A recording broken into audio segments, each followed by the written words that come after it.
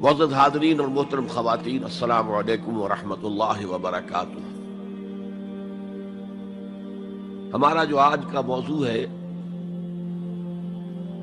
وہ عنوان ہی سے نظر آ رہا ہے کہ طوالت طلب ہے، ایمان، اسلام اور اللہ کی راہ میں جد و جہد۔ سب سے پہلی بات اس ضمن میں یہ سمجھنی چاہیے کہ قرآن مجید میں ایمان اور اسلام اور مومن اور مسلم تقریباً ہم معنی اور مترادف الفاظ کے طور پر استعمال ہوئے، اگرچہ ایمان کا زیادہ تعلق انسان کے باطن سے ہے، اس کے ذہن سے ہے، قلب سے ہے، اور اسلام کا زیادہ تعلق اس کے عمل سے ہے۔ تاہم جس شخص کے دل میں ایمان ہے اور عمل میں اسلام ہے، اسے آپ مومن کہیں یا مسلم کہیں، کوئی فرق واقع نہیں ہوتا۔ Call the rose by any name, it will smell as sweet۔ لیکن یہ کہ اگر دو اصطلاحیں ہیں قرآن کی اور ہمارے دین کی، تو لازماً ان میں کوئی فرق ہے، اور یہ جو آج ہم جس کا مطالعہ کر رہے ہیں، یہ مقام قرآن حکیم کا اہم ترین مقام ہے اس خاص مضمون کے اعتبار سے۔ یہ وضاحت میں نے اس لیے کر دی کہ خاص مضمون کے اعتبار سے کہ قرآن کا کوئی ایک لفظ بھی غیر اہم نہیں ہے، لیکن مختلف موضوعات کے اعتبار سے مختلف مقامات کو سب سے بڑھ کر اہمیت کا حامل قرار دیا جا سکتا ہے۔ تو خاص اس موضوع پر، ایمان اور اسلام کے فرق پر، یہ مقام قرآن حکیم کا اہم ترین مقام ہے۔ قالت الاعراب آمنا، یہ بدو لوگ کہہ رہے ہیں ہم ایمان لے آئے۔ قل لم تؤمنوا، اے نبی ان سے کہہ دیجئے تم ایمان ہرگز نہیں لائے ہو۔ شاید بعض حضرات سوچے یہ ہرگز کا لفظ تم نے کہاں سے ایڈ کر دیا؟ تو عربی میں فعل ماضی کی نفی کا ایک طریقہ یہ ہے کہ ماضی ہی کے صیغے پر ما کا اضافہ کر دے، ما آمنتم، تم ایمان نہیں لائے ہو۔ لیکن فعل مضارع سے قبل لم لایا جائے تو یہ ماضی کی نفی ہے انتہائی تاکیدی۔ لم تؤمنوا، ما آمنتم نہیں کہا، لم تؤمنوا، تم ہرگز ایمان نہیں لائے ہو۔ ولیکن قولوا اسلمنا، ہاں یوں کہو کہ ہم اسلام لے آئے ہیں، یا ہم نے اطاعت قبول کر لی ہے، ہم نے سرنڈر کر دیا ہے، اسلام کی، اسلامی ریاست کی بالادستی قبول کر لی ہے۔ ولیکن قولوا اسلمنا، اور اب دیکھیے نہایت تاکیدی نفی پہلے ہو چکی ہے، لم تؤمنوا، پھر مزید تاکید ولما يدخل الایمان فی قلوبکم، ابھی تک ایمان تمہارے دلوں میں ہرگز داخل نہیں ہوا۔ یہ پھر لما، لم کا اضافہ ہے۔ یہ مقام ہے جہاں ان دونوں چیزوں کو بالکل علیحدہ کر کے ایک دوسرے کے مقابل میں لے آئے ہیں۔ ثابت ہوا ایمان کچھ اور ہے، اسلام کچھ اور ہے۔ ذرا نوٹ کر لیجئے کہ قرآن مجید میں یا اسلام کی اصطلاحات میں تین جوڑے ایسے ہیں کہ جن میں عام اور خاص کی نسبت ہے۔ ایمان خاص ہے، اسلام عام ہے، یعنی ہر مومن تو لازماً مسلم ہے، ہر مسلم لازماً مومن نہیں ہے۔ یہی معاملہ نبی اور رسول کا ہے۔ نبی عام ہے، رسول خاص ہے۔ ہر رسول تو لازماً نبی ہے، لیکن ہر نبی لازماً رسول نہیں ہے۔ یہی معاملہ جہاد اور قتال کا ہے۔ قتال تو لازماً جہاد ہے، لیکن جہاد لازماً قتال نہیں ہے۔ ان اصطلاحات کے بارے میں بہت خوبصورت بات کہی ہے مفسرین نے، اذا التقیا خالفا واذا خالفا اجتمع۔ جب یہ اصطلاحات سامنے سامنے آتی ہے، ایک دوسرے کے آمنے سامنے، تو ان کے مفہوم میں اختلاف ہو جاتا ہے۔ لیکن علیحدہ علیحدہ آ رہی ہو، یہاں پر اکیلی اصطلاح ایمان ہے، یہاں پر اکیلی اصطلاح اسلام ہے، تو ان کے معنی تقریباً ایک ہو جاتے ہیں۔ اور دوسرے یہ کہ یہ اصطلاحات جو ہے جوڑے، یہ ایک دوسرے کی جگہ پر استعمال ہو جاتے ہیں۔ تو ایمان کی جگہ اسلام، اسلام کی جگہ ایمان، یہ استعمال کیے جا سکتے ہیں۔ اور جیسا کہ میں نے شروع میں کہا، یہ دونوں تقریباً قرآن کے عام اسلوب کے اعتبار سے مترادف رحمانی الفاظ ہیں، لیکن یہاں انہیں بالکل علیحدہ کر دیا گیا ہے۔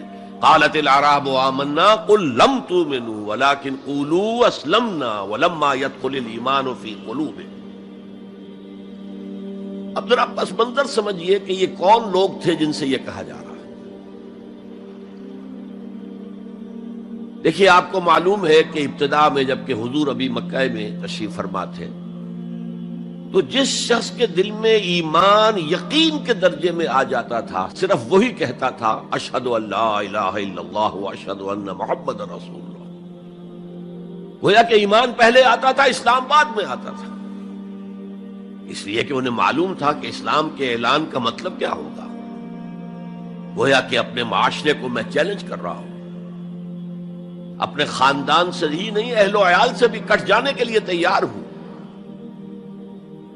جو شخص اس حد تک یقین کا حامل ہو جاتا تھا، وہ پھر اسلام کا اعلان کرتا تھا۔ لیکن رفتہ رفتہ صورت بدلی، خاص طور پر ہجرت کے فوراً بعد۔ آپ کو معلوم ہے کہ وہاں اللہ تعالیٰ نے ایسے حالات اور اسباب پیدا کر دیے کہ جو دو قبیلے وہاں پر اصل عرب قبیلے آباد تھے، اوس اور خزرج، ان دونوں کے تمام اکابر ایمان لے آئے۔ اور قبائلی زندگی کا معاملہ آپ کو معلوم ہے کہ اگر سرداروں نے ایمان قبول کر لیا تو پھر دونوں قبیلوں نے ایمان قبول کر لیا۔ لیکن یہاں کیفیت اب وہ نہیں تھی۔ یقیناً بہت سے لوگ ان میں وہ تھے جنہوں نے دل کے ساتھ ایمان قبول کیا تھا، اس کے فیس ویلیو پر تسلیم کیا تھا، لیکن بہت سے لوگ وہ بھی تھے کہ جو یہ دیکھ کر کہ اب پورا قبیلہ اسلام لا رہا، چلو ہم بھی شامل ہو جائیں۔ یہ صورت تبدیل ہونی شروع ہو گئی، یعنی ان کے حد تک اسلام پہلے آ گیا، پھر رفتہ رفتہ حضور کی معیت میں رہے، حضور کی صحبت حاصل رہی اور اس سے استفادہ کیا، تو ایمان بھی پیدا ہوتا چلا گیا۔ اب یہاں اسلام پہلے آیا، ایمان بعد میں آیا۔ یہی کیفیت ہماری ہے آج۔ ہم مسلمان تو پیدائشی طور پر ہیں، مسلمان والدین کے گھر میں پیدا ہوئے، الا یہ کہ کوئی اور کسی دوسرے مذہب سے تعلق رکھنے والا ایمان قبول کرتا ہے، اسلام قبول کرتا ہے، تو اسے بھی اپنے خاندان سے کٹنا پڑتا ہے، اسے اسی طرح کے حالات سے، چاہے وہ مار پیٹ اور وہ پرسیکیوشن اور وہ تشدد اور وہ ٹارچر نہ ہو جو ہو رہا تھا مکہ مکرمہ میں، لیکن بہرحال کافی کچھ قیمت انسان کو ادا کرنی پڑتی ہے اپنے اسلام کے قبول کرنے کی۔ لیکن ہماری 99,999 فی لاکھ جو اکثریت ہے، وہ تو انہی پر مشتمل ہے جو آباء و اجداد کی وجہ سے due to accident of birth مسلمان ہیں۔ تو اسلام تو پیدائشی طور پر مل گیا، پیدا ہوتے ہی داہنے کان میں اذان پڑھی گئی، بائیں میں اقامت کہی گئی۔ بڑا عجیب سا نکتہ ہے، ایک صاحب نے جب بیان کیا تو میں واقعی چونک گیا۔ انسان کی پیدائش کے وقت اذان دی گئی اور اقامت کہی گئی، نماز کوئی نہیں، اور اس کے انتقال کے وقت نماز پڑھی گئی بغیر کسی اذان کے، بغیر کسی اقامت کے۔ گویا کہ اس نماز کی اذان اور اقامت پیدائش کے وقت ہے جو نماز جنازہ کی شکل میں اس کی موت کے وقت پڑھی جا رہی ہے۔ اور یوں کہا جا سکتا ہے کہ ہماری یہ دنیاوی زندگی بس اتنے ہی وقفے کا نام ہے جتنی کہ اذان اور اقامت اور نماز کے درمیان ہوتی ہے۔ بہرحال یہ جو صورتحال کی تبدیلی ہوئی، جس کو میں نے کہا کہ ہمارے ہاں یہ دوسری تبدیلی 100% موجود ہے، یہ تبدیلی اپنے کلائمیکس کو پہنچ گئی جب حضور کو اللہ تعالیٰ نے اتنی کامیابی عطا کی کہ مکہ بھی فتح ہو گیا۔ تو اگرچہ عرب میں کوئی فارمل گورنمنٹ نہیں تھی، کوئی حکومت فارمل وہاں قائم نہیں تھی، لیکن قریش کا مقام پورے عرب میں ایسے ہی تھا جیسے کہ کسی ملک کا صدر مقام ہوتا ہے۔ مذہبی مرکز وہی تھا، خانہ کعبہ وہاں تھا، تمام قبیلوں کے بت وہاں رکھے ہوئے تھے، قریش اس کے متولی تھے، لہذا قریش کو امتیازی حیثیت حاصل ہو گئی۔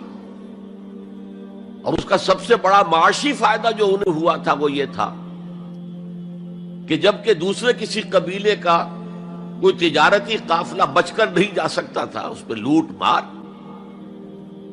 وہاں قریش کے قافلے کو کوئی ہاتھ نہیں لگاتا تھا، اس لیے کہ ہمارے تو خدا ان کے ہاسٹیجز ہیں، ہمارے بت جو ہے رکھے ہوئے ہیں ان کے پاس خانہ کعبہ کے اندر، اگر ہم ان کے قافلے پر کوئی حملہ کریں گے تو وہ ہمارے بتوں کی گردن توڑ کر یا ایسے اٹھا کر باہر پھینک دیں گے۔ تو بہت بڑا سیاسی اور بہت بڑا معاشی فائدہ قریش کو تھا اس خانہ کعبہ کی وجہ سے، اور اس پر ایک پوری سورت ہے قرآن مجید کی، لإلاف قریش ایلافہم رحلۃ الشتاء والصیف فلیعبدوا رب ھذا البیت الذی اطعمہم من جوع وآمنہم من خوف۔ اس گھر کی وجہ سے ان کو معاشی فوائد حاصل ہے اور امن حاصل ہے۔ بہرحال جب مکہ فتح ہو گیا حضور کے دست مبارک پر صلی اللہ علیہ وسلم، تو اب پورے عرب کے اطراف و اکناف میں یہ بات طے ہو گئی کہ اب جدید اصطلاح میں ہم کہیں گے it's no use continuing resistance. اب ہم کیا مخالفت کریں اور کیا اب آپ کا راستہ روکنے کی کوشش کریں، بات ختم ہو گئی جب مکے پر اب حضور کا قبضہ ہے صلی اللہ علیہ وسلم۔ تو اب قبیلوں نے اپنے وفد بھیجنے شروع کیے، فلاں وفد آ رہا ہے ایمان کا اعلان کر رہا ہے، پورا قبیلہ ایمان لے آیا ہے، فلاں قبیلے کا وفد آ رہا ہے ایمان کا اظہار کر رہے ہیں، مسلمان ہو گئے ہیں، پورا عرب مسلمان ہو گئے۔ اب یہ لوگ جو ایمان لا رہے تھے، اور ایمان لانے کا مطلب کیا ہے؟ صرف یہ کہہ دینا اشہد ان لا الہ الا اللہ واشہد ان محمد رسول اللہ صلی اللہ علیہ وسلم، ان کی اندرونی کیفیات تین میں سے کوئی سی ایک ہو سکتی تھی۔ یا تو واقعی ان میں سے بھی کچھ لوگ ایسے تھے جو واقعتاً صدق دل سے ایمان لائے، ایسا بھی ہو سکتا ہے کہ وہ پہلے ہی سے ایمان لا چکے ہوں لیکن اپنے قبیلے کی عصبیت کی وجہ سے، اور یہ کہ پھر قبیلے کو چھوڑ کر کہیں جانا پڑے گا، وہ اظہار نہ کر رہے ہوں، اب اس کے اظہار کے اندر کوئی معنی نہیں رہا، کوئی رکاوٹ نہیں رہی، کوئی رسک نہیں رہا، یہ بھی ہو سکتا ہے۔ تو ایک ممکن کیفیت تو یہ تھی کہ وہ ایمان لائے ہو حقیقتاً صدق قلب سے، اور ایک ممکن صورت یہ تھی، اور یہ ہر انقلابی عمل میں ہوتا ہے، کہ مخالف انقلاب قوتیں جب یہ سمجھتی ہیں کہ اب ہمارا بس نہیں چلے گا، اب ہم انقلاب کا راستہ نہیں روک سکتے، تو بظاہر سرنڈر کر دیتے ہیں، لیکن دلوں میں ایک ارادہ ہوتا ہے دیکھیں گے کوئی موقع ملا، وہ حالات بدلے تو پھر ان سے نبٹ لیں گے۔ اگر کسی نے اس نیت سے اسلام کا اظہار کیا تو وہ گویا کہ منافق تھا، لیکن بہت سے لوگوں کی کیفیت ہو سکتی ہے نظری اعتبار سے کہ نہ مثبت طور پر ایمان ہے نہ منفی طور پر نفاق ہے، کوئی دھوکہ دینے کا ارادہ بھی نہیں ہے، کوئی صرف ٹائم گین کرنے کے لیے اسلام کا اظہار نہیں کیا ہے، تو گویا کہ یہ پازیٹو ویلیو ایمان کی +1 +2 +3 +4 ایمان کے درجے ہیں. ایک عام آدمی کا ایمان ہے، ایک ابو بکر صدیق کا ایمان ہے، زمین و آسمان کا فرق ہے. خود صحابہ میں یہ درجہ بندی تھی، اور ہم تو اپنے ایمان سے کیا نسبت اور کیا تناسب قائم کریں گے صحابہ کے ایمان کے ساتھ، بالخصوص ابو بکر صدیق جیسے صدیق اکبر کے ایمان کے ساتھ رضی اللہ تعالی عنہ. اسی طرح -1 -2 -3 -4 یہ منافقت کے درجے ہیں. کس درجے کا نفاق ہے، کس درجے میں ڈٹرمینیشن ہے کہ we have only to buy time, اب اس کے سوا چارہ نہیں ہے، اب ہم ریزسٹ نہیں کر سکتے. It's no use continuing resistance. سر جھکا لو and wait for some occasion, opportunity کہ پھر کھڑے ہو اور اس انقلاب کو انڈو کر دیں، ختم کر دیں. کاؤنٹر ریولوشنری موومنٹ جیسی کہ بالفعل ہوئی، جھوٹے نبی کھڑے ہو گئے، اور ایک مرحلہ تو ایسا آیا کہ معلوم ہوتا تھا کہ پورا عرب مرتد ہو گیا. جیسے وہ شکل تھی اذا جاء نصر اللہ والفتح ورأيت الناس يدخلون في دین اللہ افواجا، اس کے بالکل برعکس پوزیشن ہو گئی یخرجون من دین اللہ افواجا. اسلام جو ہے وہ صرف چند شہر جو ہیں حجاز کے ان تک محدود رہ گیا. ابن تیمیہ رحمۃ اللہ علیہ نے ایک عنوان قائم کیا ہے، اثبات الاسلام بغیر الایمان. اسلام کا اثبات، تسلیم کر لینا اسلام کو بغیر ایمان کے. اس آیت کے حوالے سے قالت الاعراب آمنا قل لم تؤمنوا ولكن قولوا اسلمنا ولما يدخل الايمان في قلوبكم. اب اگلا ٹکڑا اس آیت کا یہ ثابت کر رہا ہے کہ وہ منافق نہیں تھے. وَإِن تُطِيعُوا اللَّهَ وَرَسُولَهُ لَا يَلِدْكُم مِّنْ أَعْمَالِكُمْ شَيْئًا. اگر تم اللہ اور اس کے رسول کی اطاعت کرتے رہو، اس لیے کہ اسلام کے معنی یہ تو ہیں، یہ تو لازماً کرنا ہوگا. وہ دور جو ہے آج کی طرح تو نہیں تھا کہ نماز نہ پڑھو تب بھی مسلمان، پڑھو تب بھی مسلمان، کروڑ پتی ہونے کے باوجود حج نہ کرو تب بھی مسلمان. تو یہ بات تو نہیں تھی اس وقت. تو یہ کہ اطاعت تو کرنی پڑتی تھی، اس لیے کہ اطاعت تو ظاہر ہو جاتی ہے، کوئی کر رہا ہے کون نہیں کر رہا ہے. ایک چھوٹی سی بستی مدینے کی، ان میں کون نماز پڑھ رہا ہے کون نہیں پڑھ رہا صاف واضح ہوتا تھا. لہذا منافقین کو بھی آ کر نماز پڑھنی پڑتی تھی، بلکہ جو رئیس المنافقین تھا وہ ہمیشہ پہلی صف میں ہوتا تھا. اور جب حضور صلی اللہ علیہ وسلم خطبہ دینے کے لیے کھڑے ہوتے تھے تو پہلے وہ کھڑا ہوتا تھا اور کہتا تھا لوگوں دیکھو ان کی بات توجہ سے سنو، یہ اللہ کے رسول ہیں. وہ اپنی اہمیت جتانے کی خاطر، اس لیے کہ یہ جو اوس اور خزرج کے دو قبیلے تھے، ان میں اوس کا قبیلہ چھوٹا تھا، خزرج کا بڑا تھا، اور اس کا سردار یہ تھا سب سے بڑا.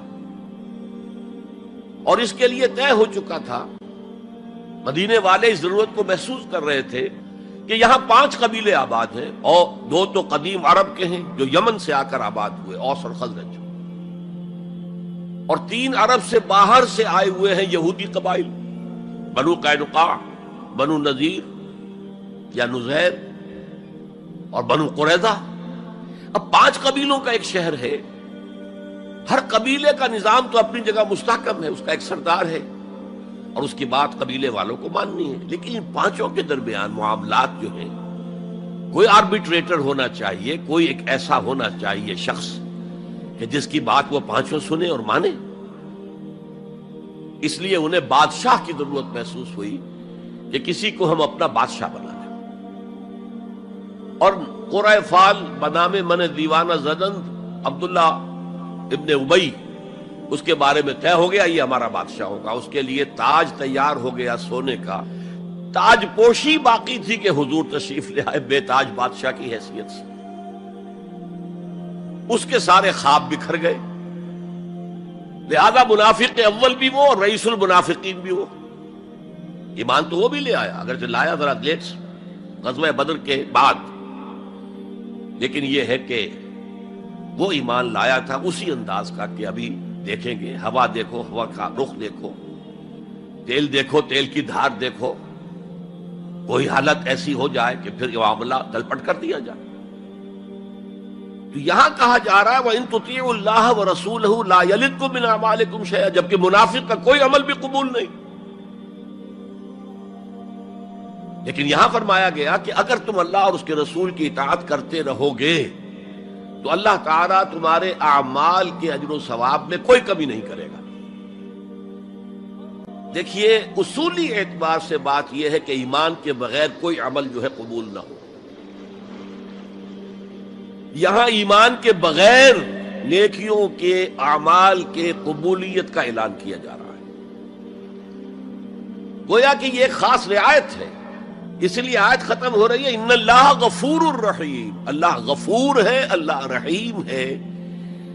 یہ اس کے شان غفاری کا صدقہ ہے، یہ اس کی شان رحیمی کا صدقہ ہے کہ اس حال میں بھی تمہارے اعمال اگر تم اطاعت کرتے رہو گے اللہ اور اس کے رسول کی تو اللہ قبول فرما لے گا۔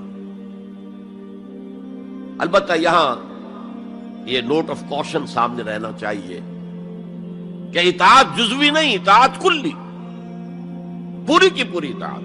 دو حکم بھی دیا گیا ہے، ماننا پڑے گا۔ جزوی اطاعت اطاعت نہیں ہے۔ Partial obedience is no obedience. اس لیے کہ اگر آپ نے ایک حکم قبول کر لیا ایک نہیں کیا تو جو نہیں کیا کیوں نہیں کیا کہ وہ آپ کے نفس کو پسند نہیں، جو قبول کیا وہ کیوں کیا کہ نفس نے الاؤ کر دیا آپ کو کہ ٹھیک ہے کر لو کوئی حرج نہیں۔ دونوں حالتوں میں ویٹو تو نفس کے ہاتھ میں ہے، لہذا partial obedience is no obedience at all. چنانچہ اس پر جو وعید آئی ہے سورہ بقرہ کی آیت نمبر 85 میں، افتؤمنون ببعض الکتاب وتکفرون ببعض، تو کیا تم ہماری کتاب اور شریعت کے ایک حصے کو مانتے ہو اور ایک کو نہیں مانتے؟ فما جزاء من یفعل ذلک منکم، تو جو کوئی بھی تم میں سے یہ روش اختیار کرے گا اس کی کوئی سزا نہیں ہے الا خزی فی الحیات الدنیا، سوائے اس کے کہ دنیا کی زندگی میں ذلیل اور خوار کر دیے جائیں۔ وَيَوْمَ الْقِيَامَةِ يُرَدُّونَ إِلَىٰ أَشَدِّ الْعَذَابِ، اور قیامت کے دن شدید ترین عذاب میں جھونک دیے جائیں۔ وَاللَّهُ بِغَافِلٍ عَمَّا تَعْمَلُونَ، اور جو کچھ تم کر رہے ہو اللہ اس سے غافل نہیں ہے۔ تم اپنی ظاہری ٹیپ ٹاپ سے، اپنے داڑھیوں کے طول سے اللہ کو دھوکہ نہیں دے سکتے، اپنے عمروں اور حجوں کی تعداد سے اللہ کو دھوکہ نہیں دے سکتے۔ He sees you through and through، تمہارے باطن کو دیکھتا ہے، تمہارے دل کو دیکھتا ہے، اسے معلوم ہے کہ تم نے حج تو کیا، حرام کی کمائی سے کیا ہے۔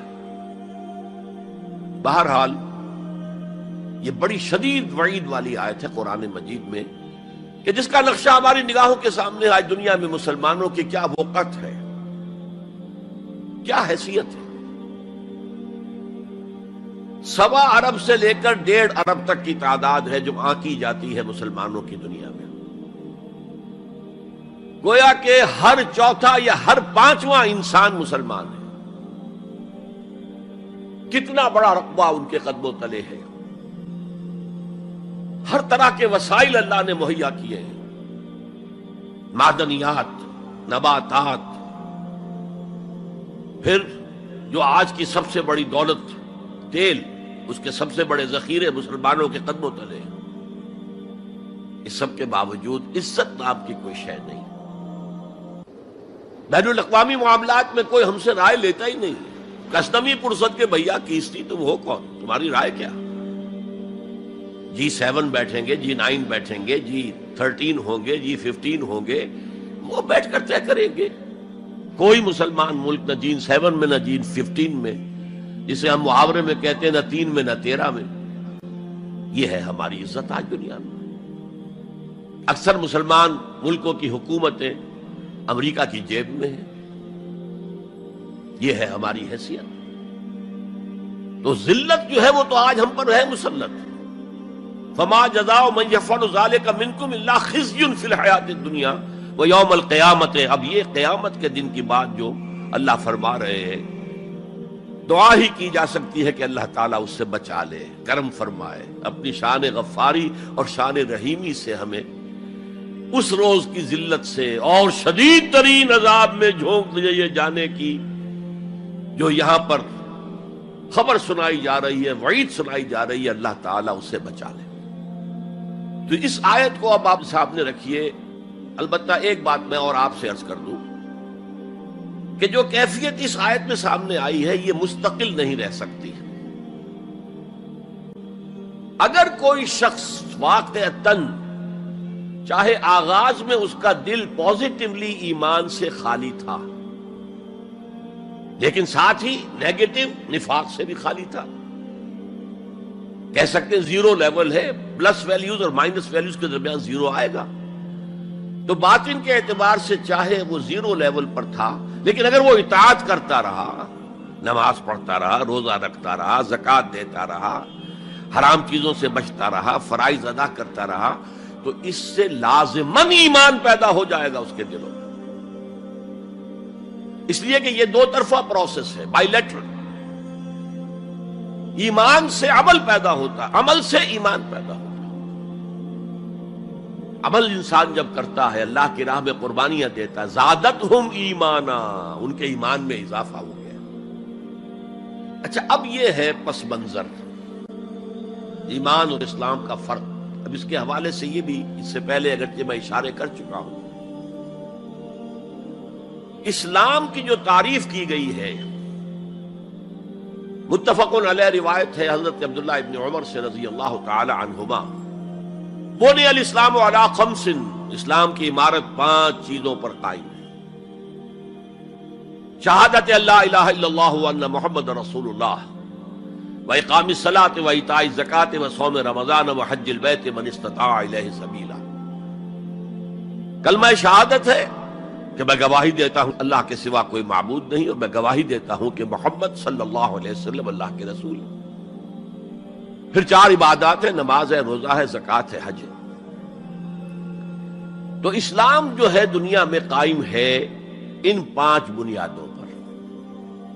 اب ان میں خاص طور پر دیکھیے لفظ ایمان کہیں نہیں آیا۔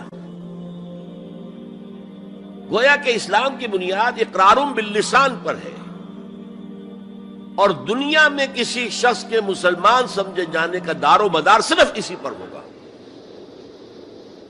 اگرچہ بعض فقہا نے کہا ہے کہ تصدیق بالقلب بھی ہونی چاہیے صاحب، ٹھیک ہے، لیکن ہم ویریفائی تو نہیں کر سکتے نا، دنیا میں تو معاملہ قانون کا ہے، اور قانون تو ویریفائیبل فیکٹس کے اوپر فیصلہ کرے گا۔ ہم نہ کسی کے ایمان کو ویریفائی کر کے سند دے سکتے کہ ایمان ہے، نہ کسی کے ایمان کی نفی کر سکتے۔ تو دنیا میں معاملہ سارا اسلام پر ہے۔ ایک مسلمان اسلامی ریاست کا مکمل شہری ہے، ایک مسلمان معاشرے کا مکمل ایک رکن ہے۔ اسلام ہی پر سارا نظام ہے اس دنیا میں، لیکن آخرت میں سارا دار و مدار ایمان پر ہے۔ اس لیے کہ اللہ تو معذور نہیں ہے کہ دلوں کے حال کو نہ جانتا ہو۔ ان اللہ لا ينظر الى صورکم ولا الى اموالکم ولکن ينظر الى قلوبکم واعمالکم۔ اللہ تعالیٰ نہ تمہاری صورتوں کو دیکھتا ہے، نہ تمہارے مالوں کو دیکھتا ہے، بلکہ وہ تو دیکھتا ہے تمہارے دلوں کو اور تمہارے اعمال کو۔ امام بخاری رحمت اللہ علیہ کا موقف کہ ایمان میں عمل بھی شامل ہے انٹیگرل پارٹ کی حیثیت سے، یہ حقیقی ایمان کے اعتبار سے 100% درست ہے۔ تو دل میں یقین ہوگا تو کیسے عمل اس کے خلاف ہو جائے گا،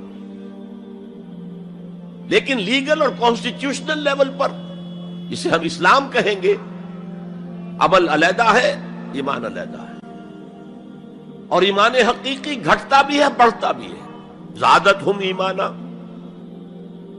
وما زادہم الا ایمانا وتسلیما، سورہ احزاب میں فرمایا کہ وہ جو 12,000 کا لشکر آ گیا تھا اور ایک شدید صورت پیدا ہو گئی تھی، اور محسوس ہوتا تھا perhaps this is the end، جیسے کہ ایک چراغ جل رہا ہے میدان میں رکھا ہوا اور جھکڑ چل رہا ہے بجھانے کے لیے، تو منافقین کا نفاق ان کی زبانوں پر آ گیا۔ ما وعدنا اللہ ورسولہ الا غرورا، ہم سے اللہ اور اس کے رسول نے جو وعدے کیے تھے وہ سب جھوٹے ثابت ہوئے۔ ہم سے کہا گیا تھا کیسر و کسریٰ کے خزانے تمہارے قدموں میں ہوں گے، اور آج کیا ہے؟ ہم رفع حاجت کے لیے باہر نہیں جا سکتے۔ تو منافقین کے اندر کا روگ جو تھا وہ ان کی زبانوں پر آ گیا۔ اور اہل ایمان کا معاملہ کیا ہوا؟ انہوں نے جب دیکھا لما راوا الاحزاب قالوا ھذا ما وعدنا اللہ ورسولہ، انہوں نے کہا یہی تو ہے جس کا ہم سے اللہ اور اس کے رسول نے وعدہ کیا تھا۔ یہ آیت تو سورہ بقرہ میں نازل ہو چکی تھی، وَلَنَبْلُوَنَّكُمْ بِشَيْءٍ مِّنَ الْخَوْفِ وَالْجُوعِ وَنَقْصٍ مِّنَ الْأَمْوَالِ وَالْأَنفُسِ وَالثَّمَرَاتِ وَبَشِّرِ الصَّابِرِينَ، ہم لازماً آزمائیں گے تمہیں، لازماً آزمائیں گے، خوف سے، بھوک سے، فقر و فاقے سے، جان اور مال اور ثمرات کے ضیاع سے اور زیاں سے۔ فصل تیار کھڑی ہے اور عین وقت آ گیا ہے جنگ کا، اور وقت پر فصل کھجور کی اتاری نہ گئی تو تباہ ہو جائے گی، لیکن نہیں، نکلنا ہے۔ یہی معاملہ تھا جو کہ تبوک کے موقع پر ہوا ہے۔ قحط کی کیفیت تھی اور اب فصل تیار تھی، اب ساری امیدیں اس فصل پر تھی، کھجور کی، لیکن ظاہر ہے کہ کھجور کی فصل اتارنا کوئی عام خواتین کا کام تو نہیں ہے، لیکن مردوں سے کہا جا رہا نکلو اللہ کی راہ میں، سب کے سب۔ پہلی مرتبہ نفیر عام تھی، ہر صاحب ایمان نکلے، تو ایک بہت بڑی آزمائش۔ تو جو راسخ الایمان تھے، صادق الایمان تھے، ان کا رد عمل سچویشن ایک ہی ہے۔ منافقین کہہ رہے ہیں ما وعدنا اللہ ورسولہ الا غرورا، ہمیں تو اللہ اور اس کے رسول نے سبز باغ دکھا کر بروا دیا، اور اہل ایمان کہہ رہے ہیں ھذا ما وعدنا اللہ ورسولہ وصدق اللہ ورسولہ وما زادہم الا ایمانا وتسلیما، اور ان میں نہیں کوئی شے بڑی مگر ایمان اور تسلیم کے۔ جبکہ وہ جو ایک کانسٹیٹیوشنل ایمان ہے وہ ایک جامد شے ہے، it's a legal status that you get as a Muslim, تو یہ اسٹیٹس نہ گھٹتا ہے نہ بڑھتا ہے۔ یہ نہیں ہو سکتا کہ ایک باپ کے اگر دو بیٹے ہیں اور ایک متقی ہے، زاہد ہے، عابد ہے، تہجد گزار ہے، دوسرا فاسق و فاجر ہے، تو وراثت میں اس تہجد گزار کو زیادہ حصہ ملے اور دوسرے کو جو ہے وہ کم ملے، نہیں، ایکول۔ المسلم کفو لکل مسلم، تمام مسلمان آپس میں جہاں تک ان کے لیگل اور پولیٹیکل حقوق کا تعلق ہے برابر۔ تو یہ فرق ہے ایمان اور اسلام میں۔ البتہ یہ میں آپ کو بتا چکا ہوں کہ یہ بھی ہو سکتا ہے کہ اسلام پہلے آئے، ایمان بعد میں آئے۔ ہم میں سے جب بھی اللہ تعالیٰ کسی کو نصیب فرما دے حقیقی ایمان، یقین والا ایمان، جیسے میں نے دعا کی اللہم نور قلوبنا بالایمان، اے اللہ ہمارے دلوں کو منور کر دے، روشن کر دے ایمان کے ساتھ، نور ایمان سے جگمگا اٹھے ہمارا دل، واشرح صدورنا للاسلام، اور ہمارے سینوں کو کھول دے اسلام کے لیے، اسلام کی ہر شے ہمیں حسین نظر آئے۔ حضور صلی اللہ علیہ وسلم کی حیات طیبہ کے آخری ایام میں یہ واقعہ پیش آیا کہ حضور مسجد نبوی میں تشریف فرما ہے، مجمع موجود ہے، اچانک ایک شخص ظاہر ہوتا، شدید و بیاض ثیاب،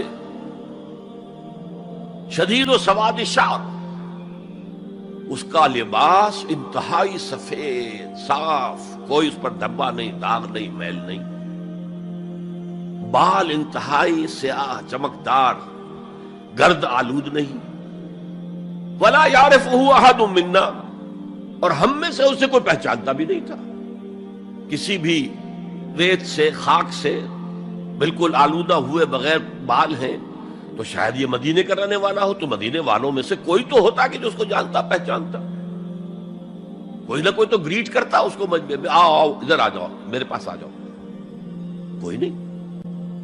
اور اگر براہ راست باہر سفر سے آ رہا ہے تو کچھ گرد آلود بال ہوتے، کچھ کپڑے میلے کچیلے ہوتے، تو لوگ حیران تھے۔ اور مزید یہ کہ اس نے سیدھا تیر کی طرح مجمع کو چیرتا ہوا حضور کے عین سامنے جا کر بیٹھ گیا۔ اب لوگ حیران ہیں، یہ ہے کون؟ اس کی یہ جرت، یہ جسارت، اور اس طرح دو زانو بیٹھا کہ حضور کے گھٹنوں کے ساتھ اپنے گھٹنے جوڑ دیے اور حضور کی رانوں پر اپنے دونوں ہاتھ رکھ دیے۔ اب سوال کیا، یا محمد اخبرنی عن الاسلام، اے محمد مجھے بتاؤ اسلام کیا ہے؟ حضور نے فرمایا وہی جو میں ابھی آپ کو حدیث سنا چکا ہوں، الاسلام ان تشہد اللہ الہ الا اللہ وان انا رسول اللہ وان تقیم الصلاۃ وتؤتی الزکاۃ وتصوم رمضان وتحج البیت ان استطعت الیہ سبیلا۔ پھر کہا اخبرنی عن الایمان۔ لیکن یہ کہ ان روایتوں میں بھی اس کو روایت کرنے والے بہت سے صحابہ ہیں، عبداللہ ابن عمر بھی ہیں، حضرت عمر خود بھی ہیں رضی اللہ تعالی عنہما، ابو ہریرہ بھی ہے، عبداللہ ابن مسعود بھی ہیں۔ چونکہ ایک مجمع میں واقعہ ہو رہا تھا نا، تو مجمع کے اندر تو بہت سے لوگ سن رہے ہیں۔ اگرچہ جیسے آج بھی ہوگا کہ میں جو بات کہہ رہا ہوں آپ میں سے بہت سے حضرات میری ساری بات سن کر اگر کہیں جا کر رپورٹ کریں گے تو ان کی باتوں میں اختلاف ہو جائے گا، لہذا اس حدیث کی روایت میں اختلاف ہے۔ بعض روایت تو یہ ہے کہ پہلے پوچھا اخبرنی عن الایمان، پھر پوچھا اخبرنی عن الاحسان یا عن الاسلام، اور یہ جو حضرت عمر کی روایت ہے اس میں ہے سب سے پہلے آپ نے پوچھا اخبرنی عن الاسلام، پھر دوسرا سوال آیا اخبرنی عن الایمان۔ اچھا اس کے بعد ایک دو سوال اور بھی کیے، اب میں تفصیل میں نہیں جا سکتا۔ پھر وہ شخص چلا گیا، حضور نے کہا ذرا اس کو بلانا واپس، تو دیکھا تو کہیں بھی نہیں، زمین کھا گئی، آسمان چکر لے گیا، اللہ جانے۔ تب حضور نے فرمایا اوہ یہ جبرائیل تھے جو تمہیں تمہارا دین سکھانے آئے تھے، یعلمکم دینکم اذ لم تسألوہ، جبکہ تم نے اس کے بارے میں سوال نہیں کیا۔ اور یہ پہلی بار ہے کہ میں جبرائیل کو پہچان نہیں سکا، انسانی شکل میں وہ آئے اور میں پہچان نہیں پایا، ورنہ اکثر حضرت دہیہ کلبی کی شکل میں آتے تھے انسانی صورت میں جب بھی حضرت جبرائیل آتے تھے۔ حضرت دہیہ کلبی جو ہے وہ بہت ہی حسین جوان رانا ان کی شکل میں آتے تھے۔ بہرحال یہ اتنا اہم مسئلہ ہے کہ اس کو کلیئر کرنے کے لیے کہ دودھ کا دودھ پانی کا پانی علیحدہ ہو جائے۔ ایمان کیا ہے، اسلام کیا ہے؟ دنیا کا نظام اسلام پر ہے، ایمان پر نہیں ہے۔ آخرت کا معاملہ ایمان پر ہے، اسلام پر نہیں ہے۔ کوئی شخص مسلمانوں کا بہت بڑا قائد ہو، بہت بڑا لیڈر ہو، لیکن ہو سکتا ہے آخرت میں زیرو ہو۔ میں حدیث سنا چکا ہوں آپ کو، ایک شخص دنیا میں شہید سمجھا جا رہا تھا، ایک شخص دنیا میں بہت بڑا عالم سمجھا جا رہا تھا، ایک شخص دنیا میں بہت بڑا سخی سمجھا جا رہا تھا، اور اللہ نے سب کے دعوے جو ہیں ان کی نفی کر دی۔ تم نے جنگ کی تھی اس لیے لیقال جریء کہا جائے، بہت ہی جری آدمی ہے صاحب، بہت بہادر آدمی، کیا کہنے اس کے۔ لیقال سخی، بھائی بڑا سخی آدمی ہے، سخاوت کے دریا بہا دیے اس نے۔ بھائی بہت بڑا عالم ہے، اس سے علم کا کتنا جو ہے لوگوں کو فیض پہنچا ہے۔ وقد قیل، یہ تمہارا مقصود تھا، وہ مقصود دنیا میں حاصل ہو چکا، تمہاری شہرت کے ڈنکے بج چکے، اب یہاں تمہارے لیے کچھ نہیں۔ اور پھر اللہ حکم دے گا اور فرشتے منہ کے بل گھسیٹتے ہوئے اسے جہنم میں جھونک دیں گے، تو وہ اسلام وہاں کام نہیں آئے گا۔ بلکہ اسلام کیا، اسلام پر اتنی اضافی خوبیاں بھی کام نہیں آئیں گی اگر دل میں ایمان نہیں اور اس کے نتیجے میں نیت درست نہیں۔ حقیقت البر پر ہم گفتگو کر چکے ہیں، نیکی کی اصل حقیقت کیا ہے۔ اسی موضوع پر اصل میں امام ابو حنیفہ جو فقیہ ہے، ان کی کوئی کتاب اور تصنیف فقہ پر نہیں ہے، وہ سارے ان کے شاگردوں کے فتاوی ہیں جو بعد میں مرتب ہوئے۔ ہاں ان کی ایک تصنیف ہے الفقہ الاکبر، بڑی فقہ جو میجر ایشوز ہیں، مسلمان کون ہے اور مسلمان گناہ کبیرہ کرے تو کافر ہو جاتا یا نہیں ہو جاتا۔ بعض احادیث سے ثابت ہوتا کہ وہ تو کافر ہو گیا، ایمان سے محروم ہو گیا۔ میں وہ حدیث سنا چکا ہوں آپ کو، واللہ لا یؤمن واللہ لا یؤمن واللہ لا یؤمن، خدا کی قسم وہ شخص مومن نہیں، خدا کی قسم وہ شخص مومن نہیں، خدا کی قسم وہ شخص مومن نہیں۔ صحابہ لرز گئے، کانپ گئے، قیل من یا رسول اللہ، حضور کس کے بارے میں ارشاد فرما رہے ہیں؟ فرمایا الذی لا یامن جارہ بوائقہ، وہ شخص کہ جس کی ایذا رسانی کی وجہ سے اس کا پڑوسی چین میں نہیں ہے، امن میں نہیں، سکون میں نہیں۔ تو بظاہر تو نتیجہ نکلا کہ ایمان کی اتنی نفی ہو رہی تو کافر ہے، اور یہی سب سے بڑی غلطی جو سب سے پہلا فرقہ پیدا ہوا اسلام میں وہ تو اسی بنیاد پر ہوا تھا۔ خوارج کا موقف یہی تھا، گناہ کبیرہ کا مرتکب کافر ہے، اور کافر ہے تو گویا کہ مرتد ہے، اور مرتد ہے تو واجب القتل ہے، اس کا مال بھی تم پر مباح ہے کہ لے لو اور قبضہ کر لو، اس کی بیویاں بیٹیاں بھی تم پر مباح ہے کہ انہیں اپنی کنیزیں بنا لو۔ حالانکہ بڑے متقی لوگ تھے خوارج. حضرت علی کو بہرحال ان سے جنگ کرنی پڑی. 4000 خوارج جو ہیں جنگ نہروان کے اندر قتل ہوئے، اور پھر خوارج کی تکفیر پر امت کا اجماع ہوا کہ وہ دائرہ اسلام سے خود خارج ہو گئے. ان موضوعات پر امام ابو حنیفہ کی تسلیم اپنی ہے، گناہ کبیرہ سے بھی کوئی شخص کافر نہیں ہوتا. بہرحال ہمارا جو اصل موضوع ہے اس کی طرف میں آ رہا ہوں. اسلام اور ایمان کو جب علیحدہ علیحدہ اس طرح کر دیا، نیچرلی اب ایک سوال پیدا ہوتا ہے کہ پھر مومن کو ڈیفائن کیجئے. ہو از اے مومن؟ We want to be acknowledged as مومنز. کیا پری ریکویزٹس ہیں، کیا شرائط ہیں؟ یہ دیکھیے ربط آیات، ربط آیت بالآیت. چونکہ آیت نمبر 14 میں اسلام اور ایمان جدا، اور کچھ لوگوں کا اسلام قبول، اطاعت قبول، ایمان کی نفی مطلق. لم تؤمنوا ولما يدخل الایمان فی قلوبکم. تو اس پس منظر میں نیچرل کوسچن ہے جو اٹھتا ہے، مومن کون ہے؟ ڈیفائن کیجیے. اور یہ آیت اگلی اس اعتبار سے قرآن مجید کی اہم ترین آیت ہے. A comprehensive definition of who is a مومن، جس کو اصطلاح میں کہا جاتا ہے جامع و مانع تعریف. جامع اور مانع تعریف، کسی چیز کو ڈیفائن کریں اس طریقے سے کہ کوئی شے جو اس کے باہر ہے وہ اس میں داخل نہ ہو جائے، اور کوئی شے جو اس کا جز ہے باہر نہ رہ جائے. جامع بھی ہو، اس کے تمام اجزاء اس میں آ جائیں، اور مانع ہو کہ کوئی شے جو اس سے مناسبت نہ رکھتی ہو اس میں شامل نہ ہو سکے. جامع و مانع تعریف مومن کی وہ اس آیت میں، آیت نمبر 15. انما المؤمنون الذين آمنوا بالله ورسوله ثم لم يرتابوا. اب یہاں بھی وہ اسلوب حصر ہے انما، اور حصر کا مفہوم میں کئی دفعہ سمجھا چکا ہوں کہ آپ کہیں کہ زید عالم ہے، اس سے دوسروں کے علم کی نفی نہیں ہوئی، اور بھی ہو سکتے ہیں. زید ہی عالم ہے تو دوسروں کی نفی ہو گئی کہ اس مجمع میں صرف ایک عالم ہے اور وہ زید ہے، باقی کوئی عالم نہیں. اسے حصر کہتے ہیں. تو میں نے چونکہ کہا ہے کہ most comprehensive definition of who is a مومن، اس کا آغاز بھی حصر سے ہے، اس کا اختتام بھی حصر پر ہے. انما کلمہ حصر ہے، اور آخر میں اولئک هم الصادقون، وہ بھی اسلوب حصر ہے. انما المؤمنون الذين آمنوا بالله ورسوله ثم لم يرتابوا. مومن تو صرف وہ ہے جو ایمان لائے اللہ پر اور اس کے رسول پر، پھر شک میں ہرگز نہیں پڑے. یہ پھر لم آ گیا، یہاں مرتابو نہیں آیا، لم یرتابو، ہرگز شک میں نہیں پڑے.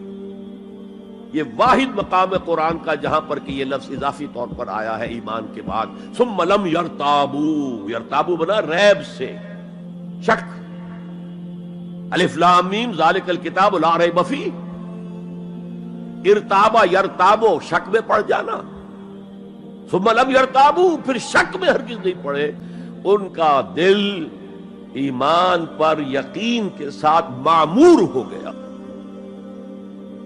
چنانچہ پازیٹو انداز میں یہی شان بیان ہوئی ہے صحابہ کی اکثریت کی اسی سورہ حجرات میں. فرمایا گیا صحابہ کرام سے وَلَٰكِنَّ اللَّهَ حَبَّبَ إِلَيْكُمُ الْإِيمَانَ وَزَيَّنَهُ فِي قُلُوبِكُمْ. اللہ نے تو تمہارے نزدیک ایمان کو محبوب بنا دیا ہے اور تمہارے دلوں میں کھما دیا ہے. مزین کر دیا تمہارے دلوں کو ایمان سے، منور کر دیا تمہارے دلوں کو ایمان سے. تو یہاں فرمایا انما المؤمنون الذین آمنوا باللہ ورسولہ ثم لم یرتابوا، اضافی شرط. وجاہدوا باموالہم وانفسہم فی سبیل اللہ، اور جہاد کیا انہوں نے اپنے مالوں کے ساتھ اور جانوں کے ساتھ اللہ کی راہ میں. یہ دوسری شرط لازم. گویا جہاد کے بغیر کوئی ایمان نہیں. یہ جامع و معنی تعریف ہے. اولئک هم الصادقون، صرف یہ لوگ سچے ہیں. یہ اگر دعویٰ کریں آمنا تو ٹھیک ہے، ان کا دعویٰ صحیح ہے، درست ہے، لیکن یہ دو پری ریکوزٹس پورے کرنے ہوں گے. اب اس کو میں سمجھانے کے لیے کہا کرتا ہوں کہ دیکھیے یہ 5 ارکان تو اسلام کے ہو گئے، کلمہ شہادت، نماز، روزہ، حج، زکوٰۃ۔ اس میں جب حقیقی ایمان دلوں میں اتر جائے گا تو ایک تو رکن یہاں اضافی ہو جائے گا، یقین قلب، صرف گواہی نہیں، صرف وربل اٹیسٹیشن نہیں، یقین قلب بھی۔ اور دوسرا عمل میں آ جائے گا جہاد فی سبیل اللہ۔ وہ 5 ارکان قائم رہیں گے۔ اسلام عام ہے، ایمان خاص ہے، تو اسلام کے 5 ارکان تو ہیں موجود، وہ تو شامل رہیں گے۔ اگرچہ ظاہر بات ہے جب دل میں یقین پیدا ہو جائے گا تو اب نماز کی شان کچھ اور ہوگی۔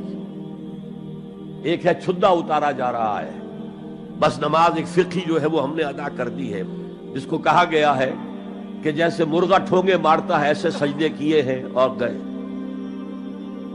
ایک نماز وہ ہوگی جسے حضور نے کہا الصلاۃ معراج المومنین، تو ایمان حقیقی کے ساتھ نماز کی شان کچھ اور ہوگی، اور ایک اس رسمی سے اسلام کے ساتھ نماز کی شان کچھ اور ہوگی۔ لیکن وہ 5 ارکان قائم رہیں گے، 2 کا اضافہ ہو جائے گا، شہادت کے بعد اس کے ساتھ یقین قلبی، اور ان 4 عبادات کے ساتھ جہاد فی سبیل اللہ۔ یہ جو رے آف لائٹ کا جو اسپیکٹرم بنتا ہے، اسے پرزم میں سے جب گزارے تو 7 روشنیاں نظر آتی ہیں۔ وہ تو نظر آتی ہیں، 2 اور بھی ہیں جو نظر نہیں آتی، الٹرا وائلٹ، انفرا ریڈ۔ یہ الٹرا وائلٹ ہے اور یہ انفرا ریڈ ہے، جہاد والی، جس میں جانیں دینی پڑتی ہے، خون کا معاملہ بھی آتا ہے۔ یہ گویا کہ حقیقی ایمان کے 7 ارکان ہو جائیں گے، 5 جمع 2، تب وہ شخص مومن کہلانے کا مستحق ہوگا۔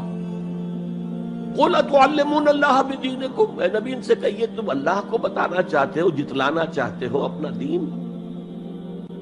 میں چونکہ ہریانہ میں پیدا ہوا تھا، حصار میں، تو وہاں کی جو مقامی بولی تھی اس کی کچھ چیزیں یاد ہیں۔ تھوتھا چنا باجے گھنا، جو چنا اندر سے خالی ہو گیا، کیڑا کھا چکا ہے، اس کے اندر آواز زیادہ ہو جاتی ہے۔ خالی برتن زیادہ آواز دیتا ہے، برتن بھرا ہوا ہے تو ظاہر بات ہے ڈل ہو جائے گی۔ تو وہاں تھوتھا چنا، کھوکھلا چنا، باجے گھنا، اس کی آواز جو ہے زیادہ آتی ہے۔ تو جن کے دلوں میں وہ ایمان نہیں تھا، وہ بڑھ چڑھ کر کے ہم دیکھیے جی ہم تو اسلام لے آئے، ہم تو بغیر لڑے بھڑے اسلام لے آئے۔ حضور ہمارے ساتھ تو خصوصی معاملہ ہونا چاہیے، ہمیں زکوٰۃ میں سے خصوصی حصہ ملنا چاہیے۔ یہ جو وہ جتلاتے تھے اپنے دین کو، تو فرمایا قُلْ أَتُعَلِّمُونَ اللَّهَ بِدِينِكُمْ، کیا اللہ کو اپنا دین جتلا رہے ہو؟ وَاللَّهُ يَعْلَمُ مَا فِي السَّمَاوَاتِ وَمَا فِي الْأَرْضِ، اللہ کو تو معلوم ہے جو کچھ آسمانوں میں ہے اور جو کچھ زمین میں ہے۔ وَاللَّهُ بِكُلِّ شَيْءٍ عَلِيمٌ، اللہ تو ہر چیز کا جاننے والا ہے۔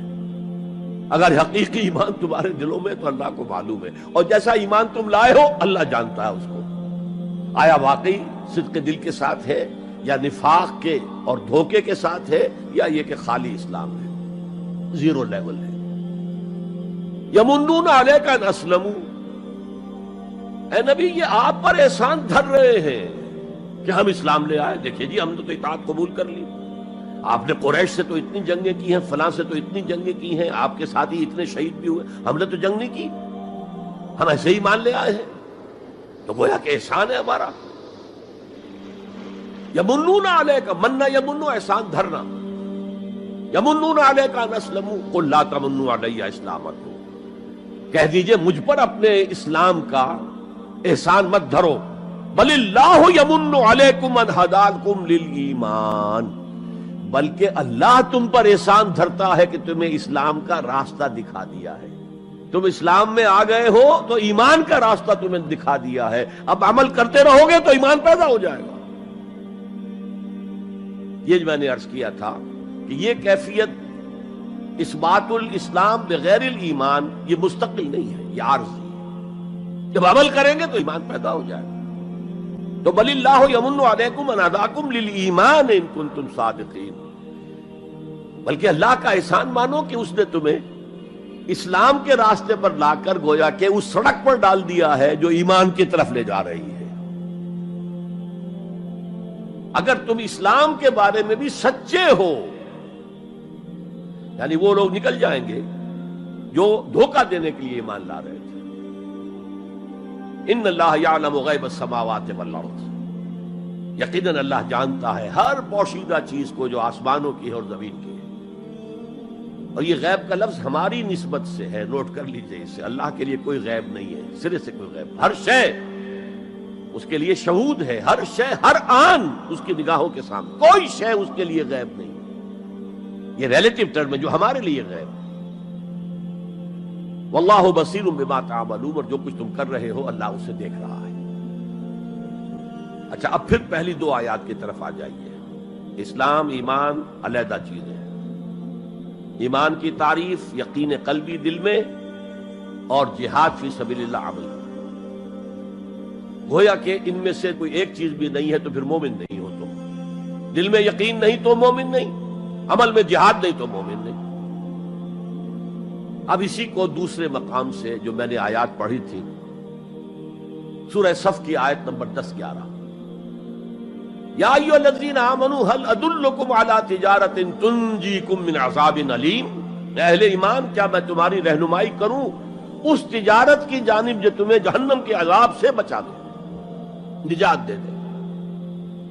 سوالیہ انداز، یہ قرآن کا بھی انداز ہے، حضور کا بھی انداز تھا۔ پہلے سوال کیا جائے تاکہ اذہان سوچنے کی طرف آمادہ ہو جائے، تیار ہو جائیں کہ اب آگے کیا بات آ رہی ہے۔ حضور بھی سوال کیا کرتے تھے، اتدرون من المفلس، تم جانتے ہو مفلس کسے کہتے ہیں؟ اکثر و بیشتر صحابہ کا جواب ہوتا تھا اللہ و رسول عالم، اللہ اور اس کا رسول بہتر جانتے ہیں۔ پھر حضور دوبارہ پوچھتے تھے تو اپنی اپنی سمجھ کے مطابق جواب دیتے تھے۔ المفلس عندنا ما لا درہم لہ ولا دینارا، حضور ہم مصرف اسی کو سمجھتے ہیں جس کے پاس نہ درہم ہے نہ دینار ہے۔ فرمایا نہیں، میری امت کا مفلس وہ ہوگا جو قیامت میں حاضر ہوگا تو نمازوں کی بھی بہت بڑی گٹھری لے کر آئے گا، روزے بھی ہوں گے، عمرے بھی ہوں گے، حج بھی ہوں گے، نیکیوں کی بہت بڑی بڑی گانٹھیں ساتھ ہوں گی، لیکن حقوق العباد میں اس نے کوتاہی کی ہوگی۔ قد اکل مال ھذا، اس شخص کا مال ہڑپ کر لیا ہوگا غلط طریقے سے، بہنوں کا حصہ وراثت میں کھا لیا ہوگا، کسی پر تہمت لگائی ہوگی، کسی کی غیبت کی ہوگی، اور وہ سارے دعوے دار جمع ہو جائے، اللہ اس شخص نے میرے ساتھ یہ کیا، اللہ اس شخص نے میرے ساتھ یہ کیا، تو اس کی نیکیاں سب دے دی جائیں گی۔ اچھا بھائی، وہاں کوئی اور کرنسی تو ہے نہیں کہ اتنے ہزار جرمانہ یا اتنا لاکھ جرمانہ، اچھا تم اس کی نمازیں لے جاؤ، تم اس کے روزے لے جاؤ، تم اس کے حج اور عمرے لے جاؤ، خالی ہو گیا، اور دعوے دار اب بھی باقی ہیں، تو ان کے گناہ اب ان کے حساب میں پڑنے شروع ہوں گے، اور وہ ان کے گناہوں کے بوجھ تلے دب کر جہنم میں جھونک دیا جائے۔ یہ مفلس ہے، یہ انداز تھا، یہ قرآن کا بھی انداز ہے اور یہی حضور کا انداز تھا۔ یا ایھا الذین آمنوا هل ادلکم علی تجارۃ تنجیکم من عذاب علیم، اے ایمان والو، اے ایمان کے دعوے دارو، یا اے وہ لوگوں جو ایمان قانونی حاصل کر چکے ہو، یا اے وہ مسلمانوں جن کی رسائی ابھی تک حقیقی ایمان تک نہیں ہوئی، یا ایھا الذین آمنوا هل ادلکم علی تجارۃ تنجیکم من عذاب علیم، کیا میں بتاؤں تمہیں وہ تجارت، وہ کاروبار جس کا نفع کیا ہوگا کہ جہنم سے چھٹکارا پا جاؤ۔ اب یہاں ایک منٹ رک کر توقف کر کے نظم کلام کے اعتبار سے ایک نتیجہ سامنے لے آئیے، اگر وہ تجارت نہیں کرو گے تو جہنم سے نجات کی امید یہ تمہاری وشفل تھنکنگ ہے، تمہاری آرزویں ہیں، تلک امانیہم، یہ ان کی خواہشات ہیں جنہوں نے عقیدوں کی شکل اختیار کر لی ہے۔ یہ اللہ کا کلام ہے، یہ اس میں کوئی شے جو ہے محض شاعرانہ لفاظی کے لیے یا شاعرانہ مبالغے کے لیے تو نہیں ہے نا۔ گنجینہ معنی کا طلسم اس کو سمجھیو جو لفظ کے غالب میرے اشعار میں آوے، تو قرآن میں جو لفظ آ رہا ہے وہ ہر لفظ اپنی جگہ پر معنی کا خزانہ ہے۔ هل ادلکم علی تجارۃ تنجیکم من عذاب علیم، اب جواب سنیے، تؤمنون باللہ ورسولہ، ایمان لاؤ اللہ پر اور اس کے رسول پر جیسا کہ ایمان لانے کا حق ہے۔ بات وہی ہو گئی نا، وہ پہلا تمہارا قانونی ایمان تھا، اصل ایمان کچھ اور ہے۔ اسی کو سورہ نساء میں فرمایا یا ایھا الذین آمنوا آمنوا باللہ ورسولہ والکتاب الذی نزل علی رسولہ والکتاب الذی انزل من قبل، اے ایمان کے دعوے دارو ایمان لاؤ جیسا کہ ایمان لانے کا حق ہے اللہ پر بھی اور اس کے رسول پر بھی، اور اس کتاب پر بھی جو اپنے رسول پر اس نے نازل فرمائی، اور اس کتاب پر بھی جو پہلے نازل کی تھی۔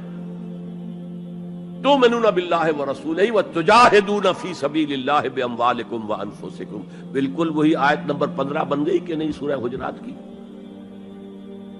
ایمان لاؤ اللہ پر اس کے رسول پر، یا ایمان رکھو اللہ پر اس کے رسول پر جیسے کہ ایمان کا حق ہے،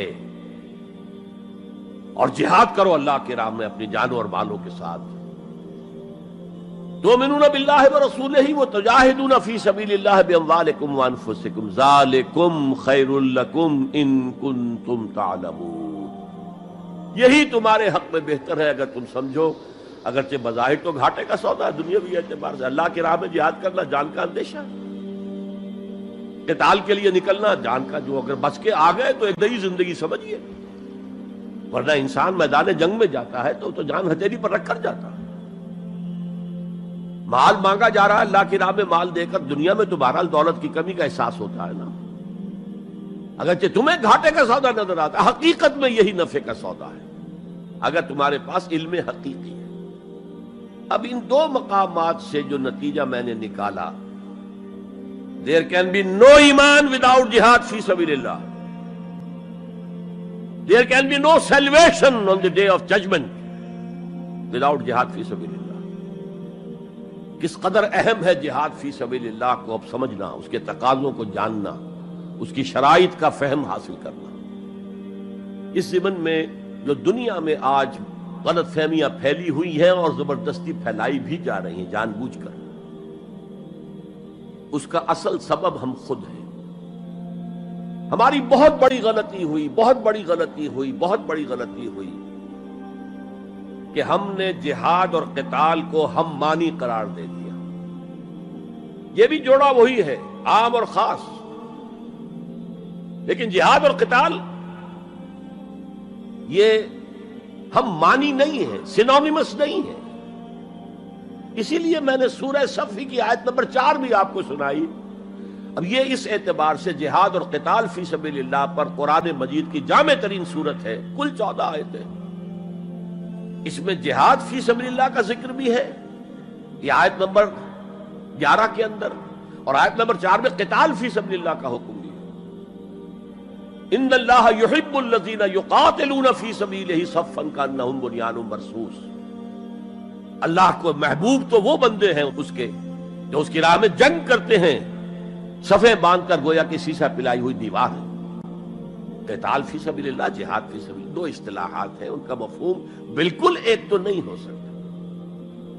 ہمارے ہاں ان دونوں کو مترادف قرار دے دیا، اس کے نتائج کیا نکلے؟ قتال ہر وقت تو ہوتا ہی نہیں، لہذا جہاد ثانوی شے ہو گیا، اس کی اہمیت ہی نہیں رہی، وہ جو بیک برنر کی جگہ ہوتی ہے وہاں رکھ دیا گیا۔ بعض لوگوں نے ایک اور غلطی کی اس کے برعکس، جہاد کی اہمیت کے پیش نظر انہوں نے اسے ارکان اسلام میں داخل کر دیا۔ یہ بہت بڑی جسارت ہے، اس لیے کہ متفق علیہ حدیث حضرت عبداللہ ابن عمر سے میں سنا چکا ہوں، 5 ارکان اسلام کے، اور حدیث جبرائیل میں اسلام کی ڈیفینیشن وہی 5 چیزیں، چھٹی چیز داخل کرنے کا کسی کو حق نہیں۔ ارکان اسلام میں جہاد فی سبیل اللہ شامل ہے، ارکان ایمان میں شامل ہے۔ There can be no ایمان without جہاد فی سبیل اللہ، and there can be no salvation، نجات کا کوئی امکان نہیں ہے اگر جہاد فی سبیل اللہ نہیں۔ ہم نے مترادف بنا کر ایک طرف تو سیکنڈری حیثیت دے دی اس کو، اور اس سے ستم والا ستم، مسلمان جنگ کرے وہ جہاد فی سبیل اللہ ہے، مسلمان بادشاہ ہے، زانی ہے، شرابی ہے، بدماش ہے، عیاش ہے، اور وہ صرف کسی اپنے پڑوسی غیر مسلم ملک پر حملہ کر رہا ہے تاکہ اس کی ریونیوز بڑھ جائیں، اس کی آمدنی بڑھ جائے، اس کی عیاشیوں کا میں اضافہ ہو جائے، وہ اور زیادہ بڑے محل بنائے، تو اس کی جنگ جہاد فی سبیل اللہ ہوگی۔ ہم نے بدنام کیا جہاد فی سبیل اللہ۔ اب غیر مسلم تو یہ سب کچھ دیکھتے ہیں، جہاد کسے کہتے ہیں؟ اسی کے اعتبار سے پھر مفہوم ان کے سامنے آتا. یہ مغالطہ ہم نے ڈالا، اس کے نتائج آج ہم بھگت رہے ہیں. اب سمجھیے مثبت طور پر جہاد فی سبیل اللہ ہے کیا، اس کے مراحل کیا ہیں. ایک 9 سٹوریڈ بلڈنگ کا آپ تصور کریں گے جس کی اس نویں منزل پر جا کر قتال آئے گا، اس سے پہلے نہیں. لیکن اس سے بھی پہلے لفظی معنی کیا ہے جہاد کے؟ جہاد کا لفظ بنا جوہد سے. جوہد کے معنی کوشش، جد و جہد اردو میں عام بولتے ہیں، اور آج کے عنوان میں بھی جد و جہد ہی کا لفظ استعمال ہوا ہے. لیکن جیسا کہ میں نے کہا تھا مختلف ابواب میں آنے سے معنی بدلتے ہیں. جہاد یا مجاہدہ، جوہد یک طرفہ ہے، کوشش، کسی کام کے لیے آپ کوشش کر رہے ہیں. To exert yourself for something, for some objective. لیکن جہاد یا مجاہدہ بنے گا جبکہ دو افراد ایک دوسرے کے مقابلے میں آ کر کوشش کر رہے ہیں، رسا کشی ہو رہی ہے. لہذا کوشش اور کشاکش، اس میں جو فرق ہے، رسا کشی، ایک ٹیم ادھر ہے ایک ادھر ہے، وہ رسے کو ادھر کھینچ رہی ہے وہ ادھر کھینچ رہی ہے. یہ دو طرفہ عمل ہے، جہاد یا مجاہدہ. اسی طریقے سے قتل اور مقاتلہ یا قتال، کوئی شخص جا رہا تھا آپ نے شوٹ کر دیا، یہ قتل ہے، یک طرفہ عمل ہے. دو فوجیں آمنے سامنے ہیں، یہ ان کو قتل کرنا چاہتے ہیں وہ ان کو قتل کرنا چاہتے ہیں، یہ قتال ہے، یہ جنگ ہے. یا مقاتلہ ہے، دونوں مصدر ہیں یہ، جوہد، کوشش. اچھا انگریزی میں آپ کیا کہیں گے؟ To strive for something, کسی چیز کے لیے کوشش کرنا. اور جہاد کیا ہوگا؟ To struggle against something, وہ اگینسٹ ہوگا، اسٹرگل، محنت. اس فرق کو ذہن میں رکھیے. جوہد کوشش، ٹو اسٹرائیو کوشش کرنا. جہاد کشاکش، کھینچتان، جہاں جوہد کے مقابلے میں آ جائے، وہ اس کو ناکام کرنے کی کوشش کرے، یہ اس کو ناکام کرنے کی کوشش کرے.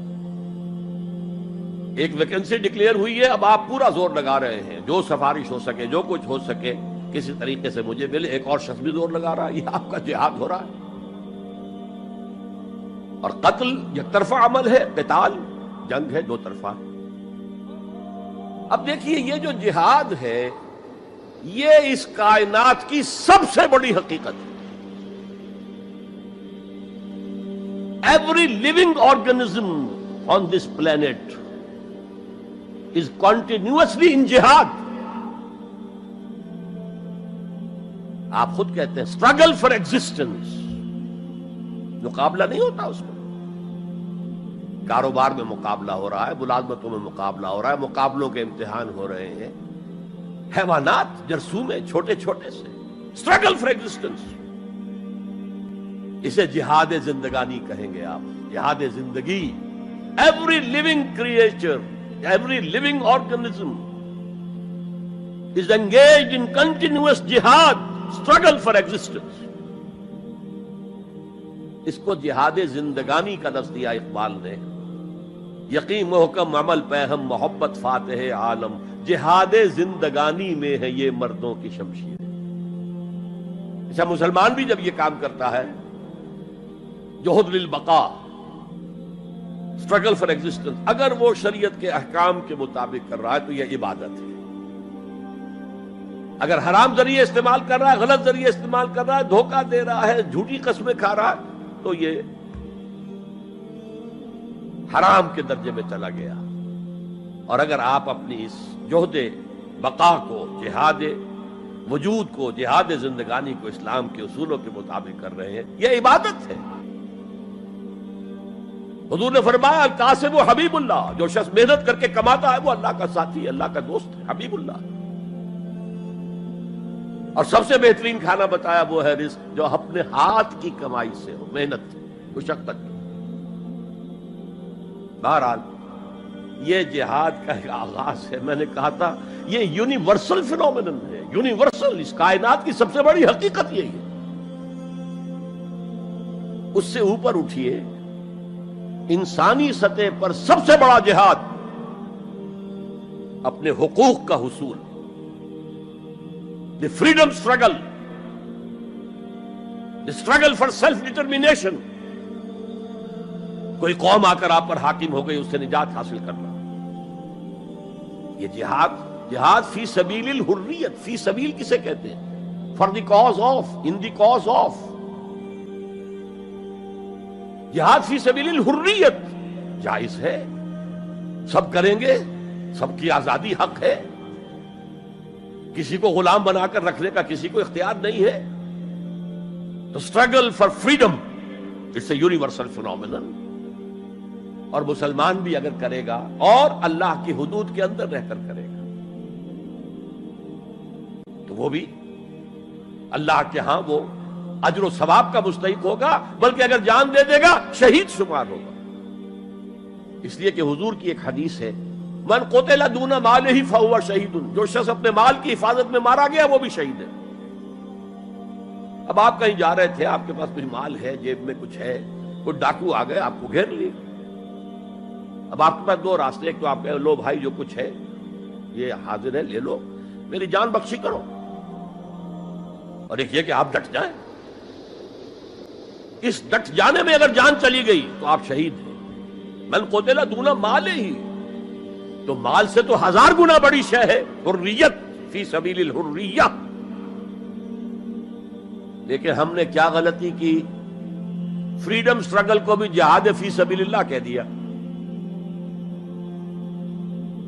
بہت بڑی غلطی، جس کا سب سے بڑا مثل میں آپ کو بتاتا ہوں. یہ مڈ 50s کی بات ہے. میں اپنے MBA سے فارغ ہو کر منٹگومری میں، جو اب سائیوال کہلاتا، جا کر آباد ہو گیا تھا والدین کے پاس.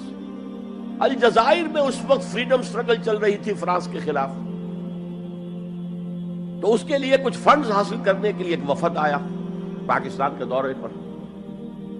ایک تو کرنل صاحب تھے، کرنل عودہ. وہ تو داڑھی مونچھ صاف تھے جیسے ہوتے عام طور پر فوجی. لیکن ایک بہت بڑے عالم دین علامہ بشیر الابراہیمی الجزائری، بہت مشہور، بہت بڑے عالم، وہ بھی ساتھ تھے. انہوں نے جو تقریر کی عربی میں، جہاد فی سبیل اللہ، جہاد فی سبیل اللہ. واقعہ یہ کہ وجد میں آ گیا پورا مجمع.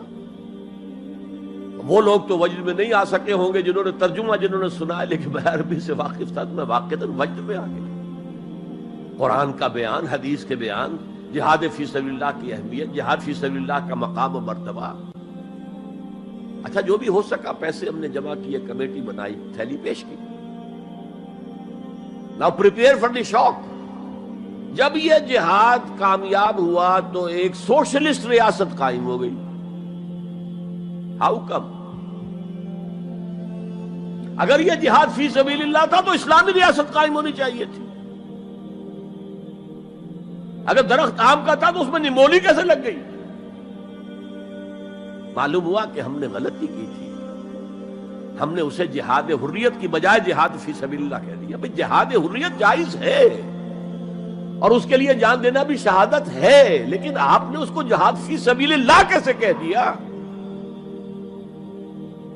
چنانچہ یہ نوٹ کر لیجئے کہ میں نے جب افغانستان میں روسی فوجیں داخل ہو گئی تو جو وہاں پر ایک سٹرگل شروع ہوئی ہے، ریزسٹنس شروع ہوئی ہے، میں نے اسے کبھی جہاد فی سبیل اللہ نہیں مانا. جہاد فی سبیل اللہ کا نعرہ لگوا کر امریکہ نے فائدہ اٹھایا، مرے افغان، اور کام بن گیا اس کا آرک رائیول جو ہے وہ ختم ہو گیا. اور نتیجہ پوری دنیا بھگت رہی ہے کہ بائی پولر کی بجائے یونی پولر دنیا ہو گئی. اور وہ جو ایک پول ہے جتنا طاقت کے نشے میں اس وقت چور چور ہے، وہ آپ کو معلوم ہے، مجھے تفصیل میں جانے کی ضرورت نہیں. میں نے کہا تھا جہاد حریت ہے، جائز ہے، to defend your country against an invader, لیکن اسے جہاد فی سبیل اللہ نہ کہیں. اچھا اس سے آگے آئیے، اب ہیومن لیول پر اس سے اوپر کا ایک کی سطح ہے، نظریے اور نظام کے لیے جہاد. ایک نظریہ تھا مارکسزم، اس کے بنا پر نظام جو بنا وہ communism. Who really believed in Marxism and communism, he struggled to establish a communist state. یہ جہاد ہے فی سبیل الاشتراکیہ، اشتراکیت کی راہ میں جہاد کر رہے ہیں، جانے دے رہے ہیں، مر رہے ہیں. زار کی فوجیں جو ہیں وہ شوٹ کر رہی ہیں کھڑے ہو کر کے قطاروں کے اندر، جانے دے رہے ہیں. اس کے بغیر تو ظاہر بات ہے شہنشاہیت، زار کی شہنشاہیت کہیں جگہ چھوڑ سکتی تھی، کہیں اپنی جڑ چھوڑ سکتی تھی. تو یہ جو جہاد ہے یہ ہے ایک نظریے کی بنیاد پر، اس نظریے پر ایک نظام قائم ہوتا. جس نظریے میں وہ بلیو کرتے ہیں کہ یہی حق ہے، یہی انسان کے لیے بہتر ہے، اسی میں عدل ہے، اسی میں انصاف ہے، اس کو قائم کرنے کی جد و جہد کرنا ان پر فرض. نہیں کرتے تو آپ کہیں گے ایسے ہی جھوٹ موٹ کو بنا پھرتا ہے کمیونسٹ، اس کی تو ساری دوستیاں، اس کے سارے تعلقات جو ہیں وہ تو کیپٹلسٹ کے ساتھ ہیں، تو ان کے تنخواہیں لیتا. آپ کہتے ہیں کہ نہیں کہتے؟ یہ ہے جہاد. اگر وہ نظریہ ایمان ہے اور نظام اسلام ہے، اس کے لیے جو جہاد ہوگا وہ جہاد فی سبیل اللہ ہے.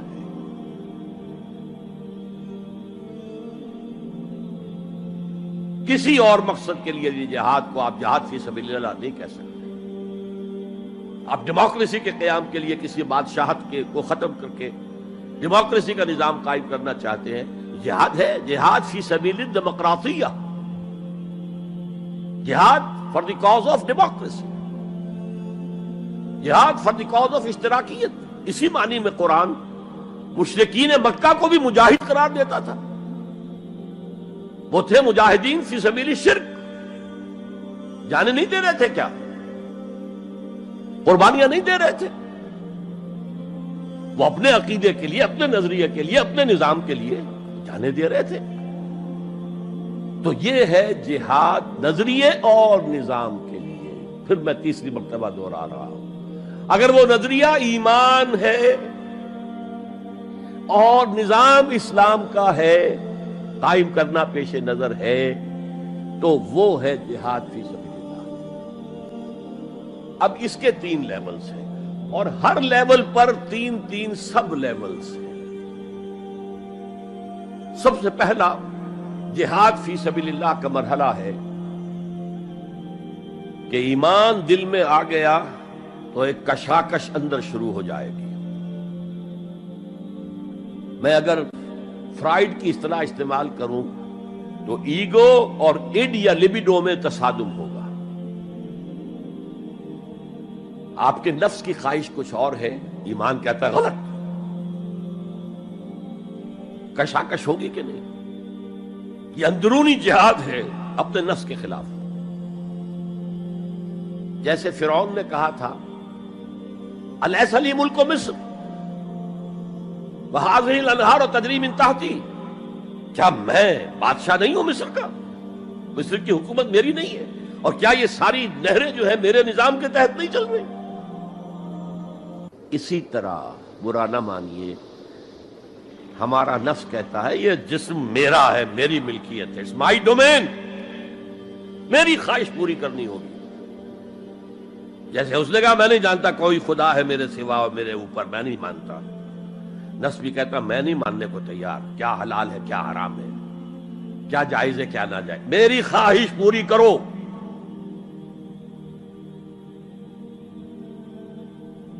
اس کے خلاف جہاد، یہ پہلی منزل کا جہاد ہے. اور آپ کو معلوم ہے 3 منزلہ عمارت ہے، تو بلند ترین تو ہے تیسری منزل، اہم ترین ہے پہلی منزل. پہلی منزل بنے گی تو دوسری بنے گی، دوسری ہوگی تو تیسری بنے گی نا. پہلی منزل یہ ہے اور اہم ترین یہ ہے. اسی لیے مولانا روم نے کہا نفس ماں ہم کم ترس فرعون نیست، میرا نفس بھی فرعون سے کم نہیں ہے، لیکن اورعون نیست، اس کے پاس لاؤ لشکر تھا، اس نے زبان سے بھی کہہ دیا تھا انا ربکم الاعلی، میں ہوں خدا۔ میرا نفس بیچارہ، اس کے پاس کوئی لاؤ لشکر نہیں، زبان سے تو یہ کچھ نہیں کہتا، اندر یہی کہتا میں بادشاہ ہوں اس وجود کا، میری مرضی پوری ہو۔ اسٹرگل اگینسٹ دس بیسر سیلف، ایک سیلف ہے اونچی سیلف، خود ہی، انا، ایگو، اور ایک ہے یہ بیسر سیلف، یہ ہماری جبلتیں جو اندھی بہری ہیں، جو حلال اور حرام سے انہیں کوئی غرض نہیں ہے، ان کے خلاف جہاد کرنا۔ آپ نے فرمایا صلی اللہ علیہ وسلم المجاہد من جاہد نفسہ، اصل مجاہد وہ ہے جو اپنے نفس کے خلاف جہاد کر سکے۔ تمہارے اندر یہ دشمن تو بیٹھا ہوا ہے، تکڑا ہے، تمہیں کنٹرول کر رہا، چلے آؤ باہر کے دشمنوں سے جہاد کرنے کے لیے۔ تم نے ٹانگے کو گھوڑے کے آگے باندھ دیا۔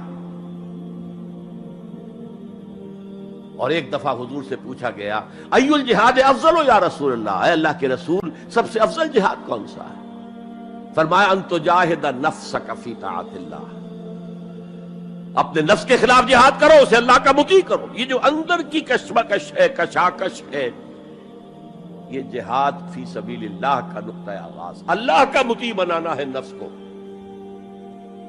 اس کے ساتھ دو سب لیول اور ہیں۔ اس نفس کو بھڑکانے والی ایک قوت ہے انویزیبل، اور ویزیبل بھی ہے۔ انویزیبل قوت سب سے بڑی ابلیس، شیطان، لعین، اور اس کے چیلے چاٹے جنات میں سے،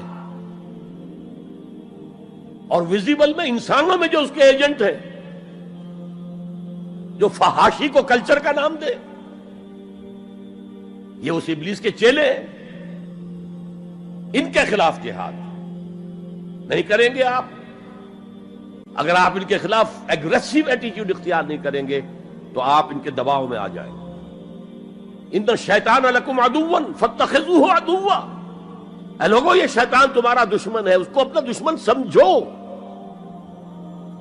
وہ تمہیں سبز باغ دکھاتا ہے، بدی کو مزین کر کے دکھاتا ہے، اچھے اچھے نام اس کے رکھ دیتا ہے، اور تمہیں آمادہ کرتا ہے بدی کے ارتکاب پر۔ نہیں، وہ تمہارا دشمن ہے۔ افتتخذونہ وذریتہ اولیاء من دونی، تم مجھے چھوڑ کر اسے اور اس کے چیلے چانٹوں کو تم اپنا دوست بناتے ہو۔ نہیں، شیطان کے خلاف جنگ کرو۔ اور تیسرا اس پر سب لیول کیا ہے؟ معاشرہ اگر بگڑا ہوا ہے، اس کا عمومی رجحان برائی کی طرف ہے، تو سوشل پریشرز آپ کو ادھر دھکیلتے ہیں۔ جیسے کہ اگر کوئی موب جا رہا ہے تو اس کے ساتھ چلنا تو بہت آسان ہے، وہ خود ہی آپ کو دھکیلتا ہوا لے جائے گا۔ اس کے خلاف چلنا بہت مشکل کام۔ ہو سکتا ہے آپ بڑی زور لگا کے 4 قدم آگے بڑھیں، پھر کوئی ریلا آئے 10 قدم پیچھے لے جائے۔ تب دو ہی راستے ہیں، زمانہ بات و سازت تو بعد زمانہ بے ساز۔ یا تو پیسو معاملہ ہے، زمانہ تمہارے ساتھ سازگاری نہیں کرتا، چھوڑو تم زمانے کے ساتھ سازگاری اختیار کر لو، چلو تم ادھر کو ہوا ہو جدھر کی۔ ایک یہ ہے کہ نہیں، زمانہ بات و سازت تو بعد زمانہ ستیس، زمانہ اگر تمہارے ساتھ سازگاری نہیں کر رہا تو زمانے سے جنگ کرو، لڑو، ریزسٹ کرو۔ تو 3 جہاد ہو گئے فرسٹ لیول کے، 3 سب لیولز۔ نفس امارہ، اڈ، لبیڈو، نفس حیوانی کے خلاف جہاد، اس کو بھڑکانے والے، وسوسہ اندازی کرنے والے، اس میں پھونکے مارنے والے، شیطان اور اس کی ذریت مانوی اور ذریت نسلی، جنات اور انسانوں میں جو اس کے ایجنٹ ہیں، ان کے خلاف جہاد، معاشرے کے خلاف ایک اسٹرگل۔ اب یہ 3 جہاد آپ نے کر لیے، اللہ توفیق دے ہم میں سے ہر ایک کو، تو اب یہ جہاد آپ کے جسم سے باہر نکلے گا، خارج میں آئے گا۔ دوسری منزل ہے نظریاتی تصادم۔ اگر آپ نے ایمان کا نظریہ اختیار کیا ہے تو الحاد کا نظریہ رکھنے والے بھی موجود ہیں، آپ نے توحید کے نظریے کو اختیار کیا ہے تو مشرکانہ عقائد رکھنے والے بھی موجود ہیں. They are bound to resist. اس کے خلاف جہاد کرنا ہوگا، محنت کرنی ہوگی، اپنی بات کو دلائل سے ثابت کرنا ہوگا، اپنی بات کو اچھے انداز میں حسن اسلوب سے لوگوں کے دلوں تک پہنچانا ہوگا. ظاہر بات ہے وقت لگے گا، جان کھپے گی، اور اگر آپ انتہائی سنسیئر ہیں یہ آپ کا ایک لائف لانگ اور ہول ٹائم جو ہے آپ کی انگیجمنٹ ہوگی. ہے اینڈ ٹائم از منی. جہاد بالمال، جہاد بالنفس، یہ ہے دعوت و تبلیغ کہہ لیں اسے، اپنے نظریات کو پھیلانا کہہ لیں. آخر مارکسسٹ نے اپنے نظریات کو پھیلایا پہلے پیور فلسفی کی سطح پر، ٹاپ انٹلیکچوئلز کو دنیا کے انہیں پوزیس کیا. اس کے بعد ادب کے ذریعے سے، ڈراموں کے ذریعے سے، شاعری کے ذریعے سے، افسانوں کے ذریعے سے وہ فکر جو تھا طبقاتی شعور، کلاس کانشسنس کا شعور پیدا کیا. اور ہوتے ہوتے یہاں تک کہ ریڑی والے کی زبان پر بھی لفظ آ گیا استحصال. اتنا ثقیل عربی لفظ، استحصال کر رہے ہیں. یہ سارا کام یوں ہی تو نہیں ہو گیا. کتنے ادیبوں نے، کتنے ڈرامہ نویسوں نے، کتنے شاعروں نے اس فلسفے کو پھیلایا ہوگا. اچھا، اس کے بھی 3 سب لیولز ہیں. ہر انسانی معاشرہ 3 سطح کے لوگوں پر مشتمل ہے. ایک انٹلیکچوئل مائنورٹی ہوتی ہے، انٹیلیجنسیا ہوتا ہے، یا جسے ایک اور اصطلاح میں کہتے ہیں brain trust of the society. They control direction and destination of the society. ہوتے ہیں مائنورٹی، مائنیوٹ مائنورٹی، لیکن ان کا اور پوری قوم کا جو باہمی رشتہ ہے وہ کیا ہے؟ جیسے یہ دماغ اور پورا جسم. میری ٹانگیں مجھے لے کر چل سکتی ہیں، دوڑ سکتی ہیں، اگرچہ اب میں دوڑ نہیں سکتا گھٹنوں کے آپریشن کے بعد، لیکن بہرحال دوڑا بھی کرتا تھا. لیکن کدھر جانا ہے اس کا فیصلہ یہاں ہوتا ہے. یہ صلاحیت ٹانگوں میں نہیں ہے. ہاں، یہاں سے فیصلہ ہو دوڑو، دوڑیں گے. ہاتھ پکڑ سکتا ہے کسی چیز کو، کس کو پکڑے کس کو نہ پکڑے. ہو سکتا ہے کہ آپ نے ہاتھ بڑھا بھی دیا ہو، کسی کو لکڑی سوکھی سمجھ کر آپ جو ہے جنگل کے اندر سے ایندھن جمع کر رہے ہیں، اچانک آنکھ نے دیکھا وہ تو حرکت کر رہی ہے، فوراً اطلاع گئی، ارے یہ تو سانپ معلوم ہوتا ہے، یہاں سے حکم آیا ہاتھ کھینچ لو، فوراً کھینچ لیا. تو کنٹرول تو یہ کر رہا ہے نا. ماسز کسی معاشرے کی نہ ڈائریکشن معین کر سکتے ہیں، نہ اس کی ڈیسٹینیشن کا فیصلہ کر سکتے ہیں. یہ اس کا انٹیلیجنسیا ہے، یہ اس کا برین ٹرسٹ ہے، یہ اس کا انٹلیکچوئل ایلیٹ ہے. لہذا اس نظریاتی تصادم میں بھی پرائرٹی نمبر 1 وہ طبقہ ہے. اگر وہ آپ کے نظریات کے قائل نہیں ہوں گے، حامل نہیں ہوں گے، there can be no collective change in this society. افراد کچھ مل جائیں گے آپ کو، افراد کے اندر ہوتے ہیں جو قبول کر لیتے بس، لیکن معاشرہ ان کے کنٹرول میں. اور اس سطح کے لوگوں کو دعوت دینا، تبلیغ کرنا آسان کام نہیں. آپ کو دلیل سے بات کرنی ہوگی، آپ کو ان کے نظریات کا تجزیہ کرنا ہوگا، اس میں کتنا حصہ غلط ہے، کتنا صحیح ہے. ان کے دماغوں میں مارکسزم گھسا ہوا ہے، ان کے دماغوں میں فرائیڈزم گھسا ہوا ہے، ان کے دماغوں میں ڈاروینزم گھسا ہوا ہے، ان کے دماغوں میں لاجیکل پازیٹیوزم گھسا ہوا ہے. ہاں، کچھ لوگ رہے ہیں آئیڈیلسٹ بھی. ایک ہندوستان میں مسلمان پیدا ہوا آئیڈیلسٹ فلسفی علامہ اقبال، اور دوسرے ہندو رادھا کرشنن، بہت بڑے آئیڈیلسٹ، اس میں کوئی شک نہیں. اور ان کو اللہ نے لمبی عمر بھی دی، تو انہوں نے جو تصانیف فلسفے پر لکھی ہیں علامہ اقبال نہیں لکھ پائے. تو یہ جو طبقہ ہے یہ عام واعظ و نصیحت سے اثر قبول نہیں کرتا. Because there is a barrier in their minds, in their brains. You have to pierce through that barrier, and only then you can approach their hearts. ان کے دلوں تک رسائی نہیں ہو سکتی براہ راست جب تک کہ یہ خول جو ہے، یہ نظریاتی خول، اس کو پیئرس نہ کیا جائے، اور اس کو پیئرس کرنا آسان نہیں ہے۔ کچھ ذہین نوجوان، فتین نوجوان، اعلی صلاحیتوں والے نوجوان اپنی پوری زندگی اسی کام کے لیے وقف کریں کہ ایک طرف ان جدید علوم و نظریات کو گہرائی میں اتر کر پڑھنا ہے اور سمجھنا ہے۔ جب تک آپ ان نظریات کو جانیں گے نہیں، نفی کیسے کریں گے؟ آپ کیسے آج تجزیہ کریں گے کہ اس میں یہ حصہ صحیح ہے، یہ حصہ غلط ہے؟ اور دوسری طرف قرآن کی گہرائی میں غوطہ زنی کرنی ہے تاکہ ہدایت جو اللہ کی آئی ہوئی ہے اس کو آپ اچھی طرح سمجھیں، اور پھر اس نور کی روشنی میں پھر آپ لوگوں کو ان چیزوں کے خلاف متنبع کریں کہ اس میں یہ غلطی ہے، اس میں یہ غلطی ہے، اکنامکس کی یہ تھیوری غلط ہے، باطل ثابت ہو چکی ہے، ڈارونزم جو ہے وہ بایولوجی کے میدان میں شکست دیا جا چکا ہے۔ لیکن یہ کہ یہ تو کام کرنا جو ہے it's a lifelong affair. اب ظاہر بات ہے آپ کے علم میں شاید ہو کہ جب مارکس کتاب لکھ رہا تھا داس کیپیٹال تو اسے فاقے آ رہے تھے، اسے کچھ سپورٹ کرتا تھا اینجلز، لیکن یہ کہ کچھ عرصہ ایسے بھی ہوا ہے کہ وہ بھی سپورٹ نہیں کر سکتا، لیکن پھر اس کی کتاب نے دنیا کو پوزیس کیا ہے، اس کے فلسفے نے لوگوں کو اپنی گرفت میں لیا ہے، تبھی تو پھر انقلاب برپا ہوا۔ اسی طریقے سے جب تک کہ کچھ نوجوان اسے اپنا پوری زندگی کا کیریئر نہیں بنائیں گے، اس کا کوئی امکان نہیں ہے کہ اس طبقے میں آپ کوئی ڈینٹ بھی ڈال سکے۔ اور اگر یہ نہیں ہوگا تو society as a whole, the state as a whole will never accept any change.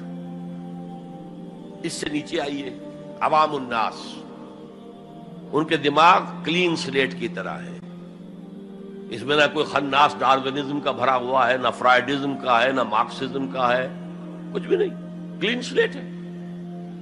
اس کو واعظ و نصیحت کے ذریعے سے ایسی بات جو از دل خیزت بر دل ریزت، دل سے اٹھے دل پہ اتر جائے، سادہ ترین زبان میں بھی بات کرو وہ قبول کریں گے، بس صرف اس کی ایک شرط ہے، آپ کا عمل بھی گواہی دے رہا ہو کہ آپ واقعی جو کہہ رہے ہیں اس پر خود بھی عمل پیرا ہے۔ یہ اگر پہلی منزل آپ سر کر آئے ہیں تب تو ٹھیک ہے، اگر پہلی منزل آپ نے سر نہیں کی اور آپ شروع ہو گئے مبلغ کی حیثیت سے، تو ایسا مبلغ جو ہے وہ اسلام کو بدنام کرے گا۔ وَمَنْ أَحْسَنُ قَوْلًا مِّمَّنْ دَعَا إِلَى اللَّهِ وَعَمِلَ صَالِحًا وَقَالَ إِنَّهُ مِنَ الْمُسْلِمِينَ۔ اس شخص سے بہتر بات اور کس کی ہوگی جو اللہ کی طرف بلائے اور عمل نیک کرے اور کہے کہ میں بھی مسلمانوں میں سے ہوں، میں بھی کوئی بڑا اونچا آدمی نہیں ہوں، کوئی بہت اعلیٰ تم سے برتر نہیں ہوں، کہ خاص لیول پر جب انسان دینی اعتبار سے پہنچ جاتا ہے تو اب سب سے بڑا فتنہ جو لاحق اسے ہو سکتا ہے وہ تکبر کا ہے، دوسروں کو بنظر استحقار دیکھنا۔ اگر یہ نہیں ہے، سنسیریٹی کے ساتھ اپنے مخاطب کی خیر خواہی اس کے ساتھ آپ بات کر رہے ہیں، تو یہ ہے موعظہ حسنہ۔ یہ میں جو کچھ بیان کر رہا ہوں یہ سورہ نحل کی آیت، ادعو الی سبیل ربک بالحکمہ، یہ ٹاپ لیول کے اوپر حکمت سے، دانشمندی سے، اور حکمت کسے کہتے ہیں؟ عقل کا سفر فطرت کی رہنمائی میں، اس کا نتیجہ حکمت ہے۔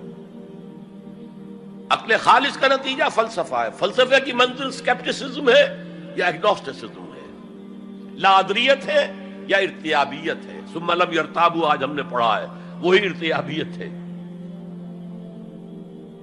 تھرڈ لیول ہے کہ ہر معاشرے کے اندر کچھ جنہیں ہم سمجھیں گے کہ گمراہ کن طبقات ہیں، گمراہ کرنے والے، ان کی تبلیغی سول سروس موجود ہوتی ہے،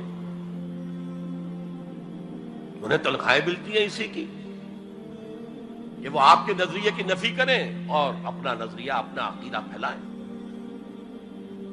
یہ لوگ ادھار کھائے بیٹھے ہوتے ہیں، یہ سمجھنے کے موڈ میں کبھی نہیں ہوتے، ان کا تو انداز مناظرانہ ہوتا ہے، بس سمجھنا سمجھانا پیش نظر نہیں ہوتا۔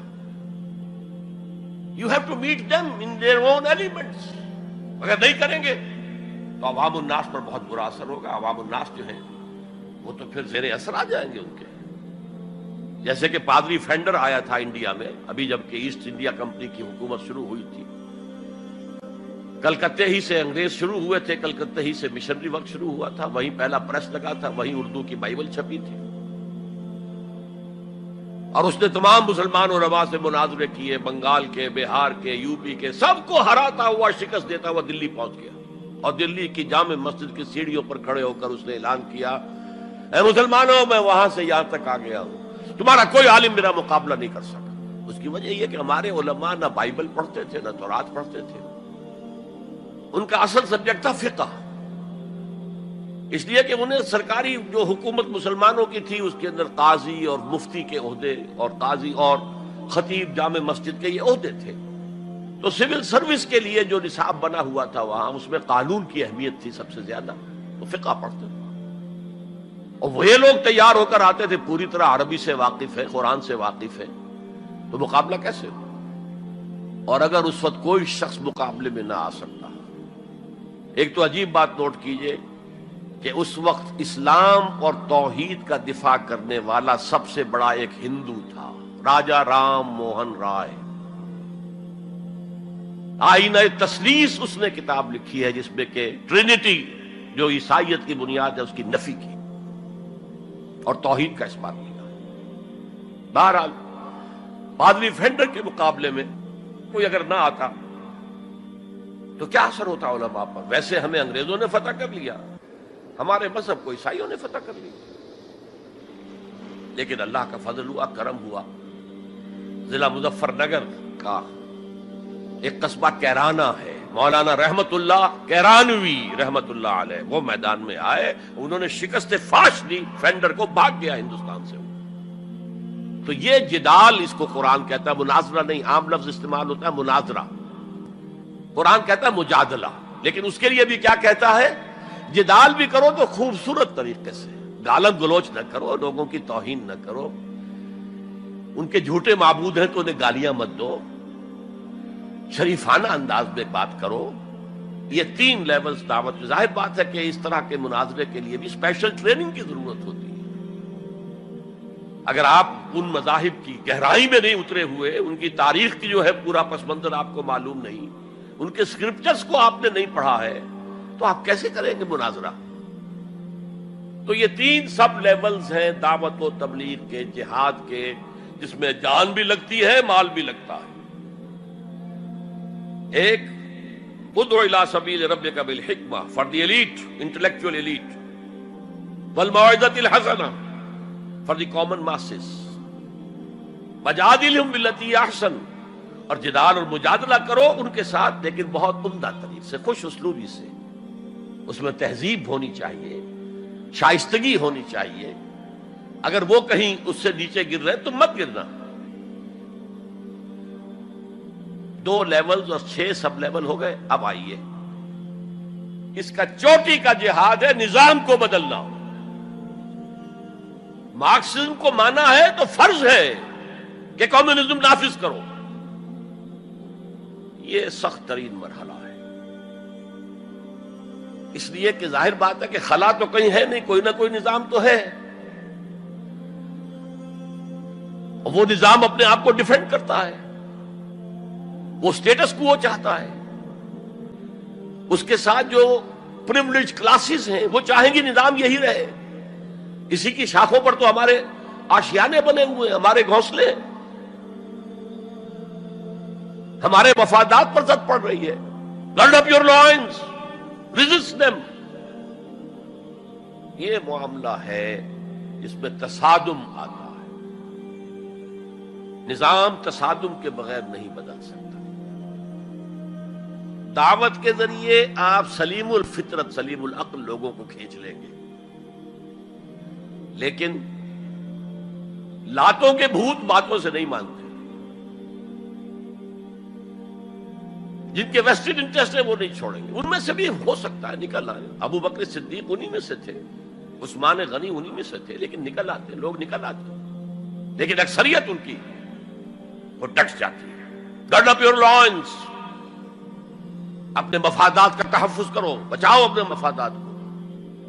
تو تصادم بیکمز انیویٹیبل انیویٹیبل انیویٹیبل۔ اس تصادم کی بھی 3 سٹیجز ہیں، وہی میں نے کہا تھا نا، 3 سب سٹیجز ہر سٹیج پر۔ پہلی یہ ہے جسے پیسو ریزسٹنس کہا جائے گا۔ ظاہر بات ہے کہ کانفلکٹ تو انقلابی لوگوں نے پیدا کیا ہے نا، معاشرہ تو بس رہا تھا، غلام اپنے قسمت پر شاکر و صابر تھے، غربا کہتے تھے ہماری تقدیر ہی یہ ہے، ٹھیک ہے۔ اسی لیے تو مارکس نے کہا کہ یہ اوپیم آف دی ماسز ہے مذہب۔ اس نے کانفلکٹ کس نے پیدا کیا؟ جس نے کہا یہ غلط ہے، یہ نظام صحیح نہیں ہے، یہ ریپریسو ہے، یہ ایکسپلائٹیٹو ہے، یہ ڈسکریمنیٹو ہے، اس میں تقسیم دولت کا نظام غلط ہے۔ ایک طرف ارتکاز دولت ہے، دوسری طرف احتیاج ہے، بھوک ہے، مفلسی ہے، قلاشی ہے۔ جو یہ کہتے ہیں تو گویا کہ ایک تالاب پرسکون تھا، اس نے پتھر تو آپ نے مارا نا، اب جو لہریں اٹھیں گی تو be prepared to face the music. چنانچہ اور مارو ان کو قتل کرو، ان کو جیلوں میں ٹھونس دو، ان کو یہ کرو، ان کو وہ کرو۔ اس سارے معاملے میں پہلی سٹیج ہوگی اس نظریاتی اور نظام کے تصادم میں ٹیک آل پرسیکیوشن وداؤٹ اینی ریٹیلیشن۔ اگر آپ وائلنٹ ہو گئے فرام دی ویری بگننگ تو جو پاور اس وقت ہے موجود، جو نظام ہے اس کو ریپرزینٹ کرنے والی جو حکومت موجود ہے، وہ آپ کو کرش کر کے رکھ دیں گے۔ You have to buy time. اور اس کے لیے کیا ہے؟ وہ تمہیں مارے تم جواب نہ دو، وہ گالی دے تم انہیں دعائیں دو، وہ پتھر مارے تم پھول پیش کرو۔ ادفع باللتی ہی احسن، بہترین انداز میں دفاع کرو۔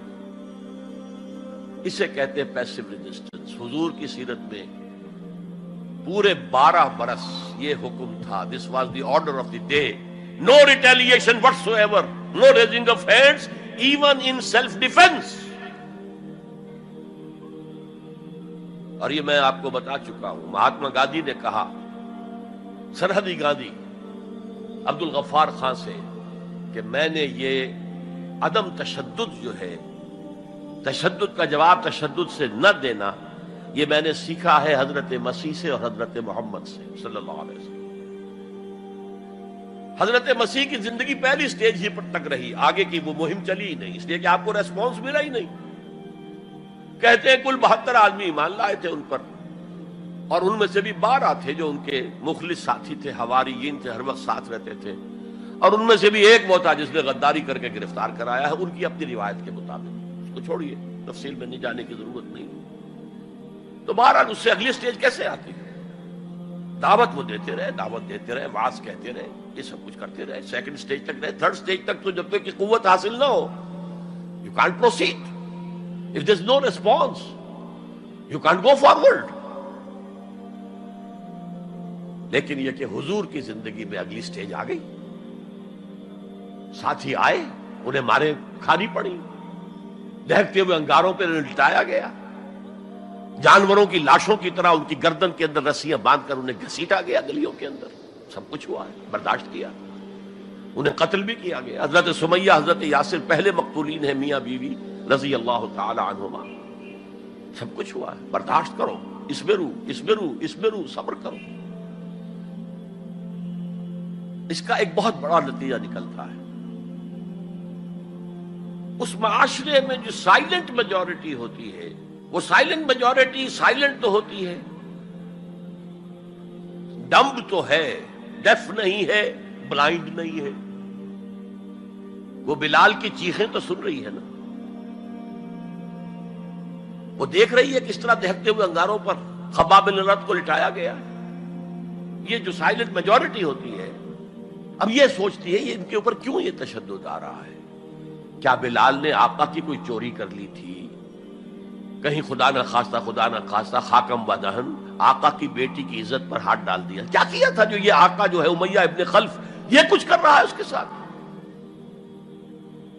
اس کے بعد جب انہیں معلوم ہوتا ہے کوئی جرم نہیں ہے، صرف یہ کہتا اللہ ایک ہے، میں اور اس کے ساتھ کسی کو شریک کرنے کو تیار نہیں، اور محمد اللہ کے رسول ہے، بس جرم ہے تو یہ ہے۔ اب اس کا کیا اثر پڑتا ہوگا اس سائلنٹ میجورٹی کو، اس کا آپ اندازہ کر لیجیے۔ ان کی ہمدردیاں اندر ہی اندر ان کے ساتھ ہو رہی ہیں، اگرچہ وہ گئے ہیں اپنے لیڈروں کے دباؤ کی وجہ سے غزوہ بدر میں، مفتوح تو پہلے سے ہو چکے تھے، جو دلوں کو فتح کر لے وہی فاتح زمانہ۔ بہرحال first stage is passive resistance, صبر محض۔ سیکنڈ، جب ذرا محسوس ہو ہمارے پاس طاقت ہے، we can risk a direct confrontation with the system، تو اس نظام کو کہیں سے چھیڑا جائے، دکھتی رگ کو۔ دیکھیے گاندھی جی کی موومنٹ میں عرض کر چکا ہوں، پہلے کیا تھا؟ نان وائلنٹ، نان کوآپریشن، کوئی جرم تو نہیں ہے، ہم نہیں پہنتے تمہارے کپڑے، کیا کوئی قانون ہے یہ؟ لیکن سیکنڈ سٹیج کیا آئی؟ یہ چھیڑنا تھا اس کو، نان وائلنٹ سول ڈس اوبیڈینس۔ ہم پرماتما کے سمندر سے پرماتما کا بنایا ہوا نمک لینے جا رہے ہیں، ہم نے تو کسی کو کچھ نہیں کہا، but it amounted to challenging the taxation policy of British India. اب لاٹھیاں پڑی ہیں، جیلوں میں ٹھوسے گئے ہیں، سب کچھ برداشت کیا ہے، کھڑے رہے ہیں، مضبوط رہے۔ تو یہ سٹیج آتی ہے جب یہ سمجھا جائے کہ ہاں اب طاقت ہے ہمارے پاس، we can risk a direct confrontation with the system۔ اس میں حضور نے کیا کیا تھا؟ مدینے میں جا کر آپ نے 6 مہینے لگائے تھے، 3 کام جن سے کہ اپنی پوزیشن کنسولیڈیٹ کی مدینے میں۔ کنسٹرکشن آف دی ماسک، وہ مرکز بن گیا، وہی حکومت، وہی دار الشورا، وہی تزکیے کی جگہ، وہی نماز کی جگہ، سب کچھ وہی تھا۔ دوسرے، ایک انصاری ایک مہاجر، بھائی بھائی، تاکہ یہ 2 فیکشنز علیحدہ علیحدہ نہ رہیں، انٹیگریٹ ہو جائیں۔ اور ایک جو 3 قبیلے یہود کے موجود تھے، ان کو جکڑ لیا ایک میثاق میں، معاہدے میں، میثاق مدینہ، joint defence of Medina, pact for the joint defence of Medina. اگر مدینے میں باہر سے حملہ ہوا تو ہم سب مل کر ایک امت کی حیثیت سے دفاع کریں۔ اس کے بعد آپ نے چھوٹے چھوٹے چھاپا مار دستے بھیجنے شروع کر دیے۔ ان کی جو لائف لائن تھی، میں نے بتایا تھا کہ ان کے کیریوانز کو کوئی ٹوکتا نہیں تھا، روکتا نہیں تھا، لوٹتا نہیں تھا، اب تھریٹن کیا محمد نے صلی اللہ علیہ وسلم۔ یہ گویا کہ اکنامک بلاکیڈ آف مکہ تھا۔ اور جب بھی یہاں کہیں گئے آپ، وہاں کے لوکل قبیلے سے آپ نے صلح کر لی، معاہدہ کر لیا، یا تو وہ پہلے قریش کے حلیف تھے، اب حضور کے حلیف ہو گئے، یا انہوں نے کہا کہ صاحب ہم نہ آپ کے ساتھ نہ ان کے ساتھ، نیوٹرل رہیں گے، نہ آپ کے خلاف ان کی مدد کریں گے، نہ ان کے خلاف آپ کی مدد کریں گے۔ ان دونوں کا نتیجہ یہ ہوا کہ zone of political influence of Quraish started diminishing. یہ 2 ریزنز تھیں کہ پھر پوری طاقت کے ساتھ قریش نے ریٹیلیٹ کیا ہے، اور پھر لاسٹ معاملہ شروع ہوا ہے، تیسری منزل۔ اس تیسری منزل کی تیسرا سب لیول، اس کا نام ہے قتال فی سبیل اللہ۔ اب جنگ شروع، a 6 years long war۔ یہ جو بدر ہے، احد ہے، احزاب ہے، بنی المصطلق ہے، بے شمار غزوات، چھوٹے چھوٹے، بڑے بڑوں کے نام ہمیں یاد ہیں صرف۔ It was a continuous war with battles۔ Badr battle ہے، جنگ نہیں ہے، جنگ تو مسلسل ہے۔ بہرحال اس کا نتیجہ یہ قتال فی سبیل اللہ کی منزل آئی ہے۔ چونکہ یہ ساری 8 منزلیں طے کر کے یہاں پہنچے تھے، لہذا کامیابی ہوئی۔ اگر ایسے ہی اچھل کر نویں منزل پر پہنچ جاتے تو نیچے گر کر ختم ہوتے۔ یہ ہے قتال فی سبیل اللہ، اللہ کی راہ میں قتال۔ بہرحال آج کے انقلاب اسلامی کے لیے پہلے 5 سٹیپ جو کہ تو رہیں گے۔ دعوت دی جائے گی، لوگوں کی اصلاح کی جائے گی، انہیں منظم کیا جائے گا، پھر پیسو ریزسٹنس کے دور سے گزرنا ہوگا، پھر ایکٹیو ریزسٹنس۔ لیکن آخری جو ہے 2 طرفہ جنگ کی بجائے ایک طرفہ جنگ، آپ یہ نہ سمجھیے گا میں ہندوستان میں تقریر کر رہا ہوں تو میں گاندھی جی کی تعریف کر رہا ہوں. یہ میری تقریریں کیسٹ پہلے سے موجود ہے، میں نے ہمیشہ نام لیا ہے کہ آج کے دور میں اس انقلابی عمل کی آخری سٹیج کیا ہوگی. اس کے ضمن میں مہاتما گاندھی کا پروسیس درست ہے. نان وائلنٹ، نان کوآپریشن، ترک موالات، نان وائلنٹ، سول ڈس اوبیڈینس. لیکن یہ سٹیجز کب آئیں؟ جب گاندھی لیڈر بن چکے تھے. ان کا یہ کہہ دینا کافی تھا کہ بدیشی کپڑا ہم نہیں پہنیں گے اور ہم اپنا چرخہ چلائیں گے. پورے ہندوستان میں چرخے چلنے شروع ہو گئے. لیڈر تو پہلے کوئی ہونا. تو یہ اجتہاد جو ہے اس کو آج ہمیں قبول کرنا ہوگا. ہمارے لوگ کچھ دوسرے راستوں پر چلے ہیں جس کی وجہ سے دنیا کو موقع ملا ہے کہ وہ جہاد کے لفظ کو خوب اچھالیں اور بدنام کریں. حالانکہ جہاد کا یہ پروسیس سامنے ہو تو کسی سلیم الفطرت انسان، کسی سلیم العقل انسان کو اس پر اعتراض کا کوئی بھی حق حاصل نہیں ہوگا. بارک اللہ لی ولکم فی القرآن العظیم ونفعنی وإیاکم بالآیات والذکر الحکیم. مصطفیٰ مصطفیٰ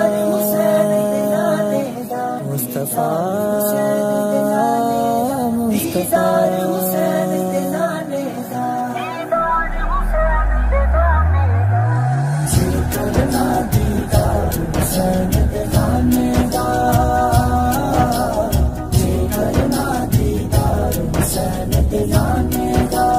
ہو جائے عاشق یار حسین دے نانے دا. رب رب کر دے بڈھے ہو گئے اتے ملا پنڈت سارے. رب دا کھوج کھرا نہ لبا اتے نہ کیتے بئی نظارے.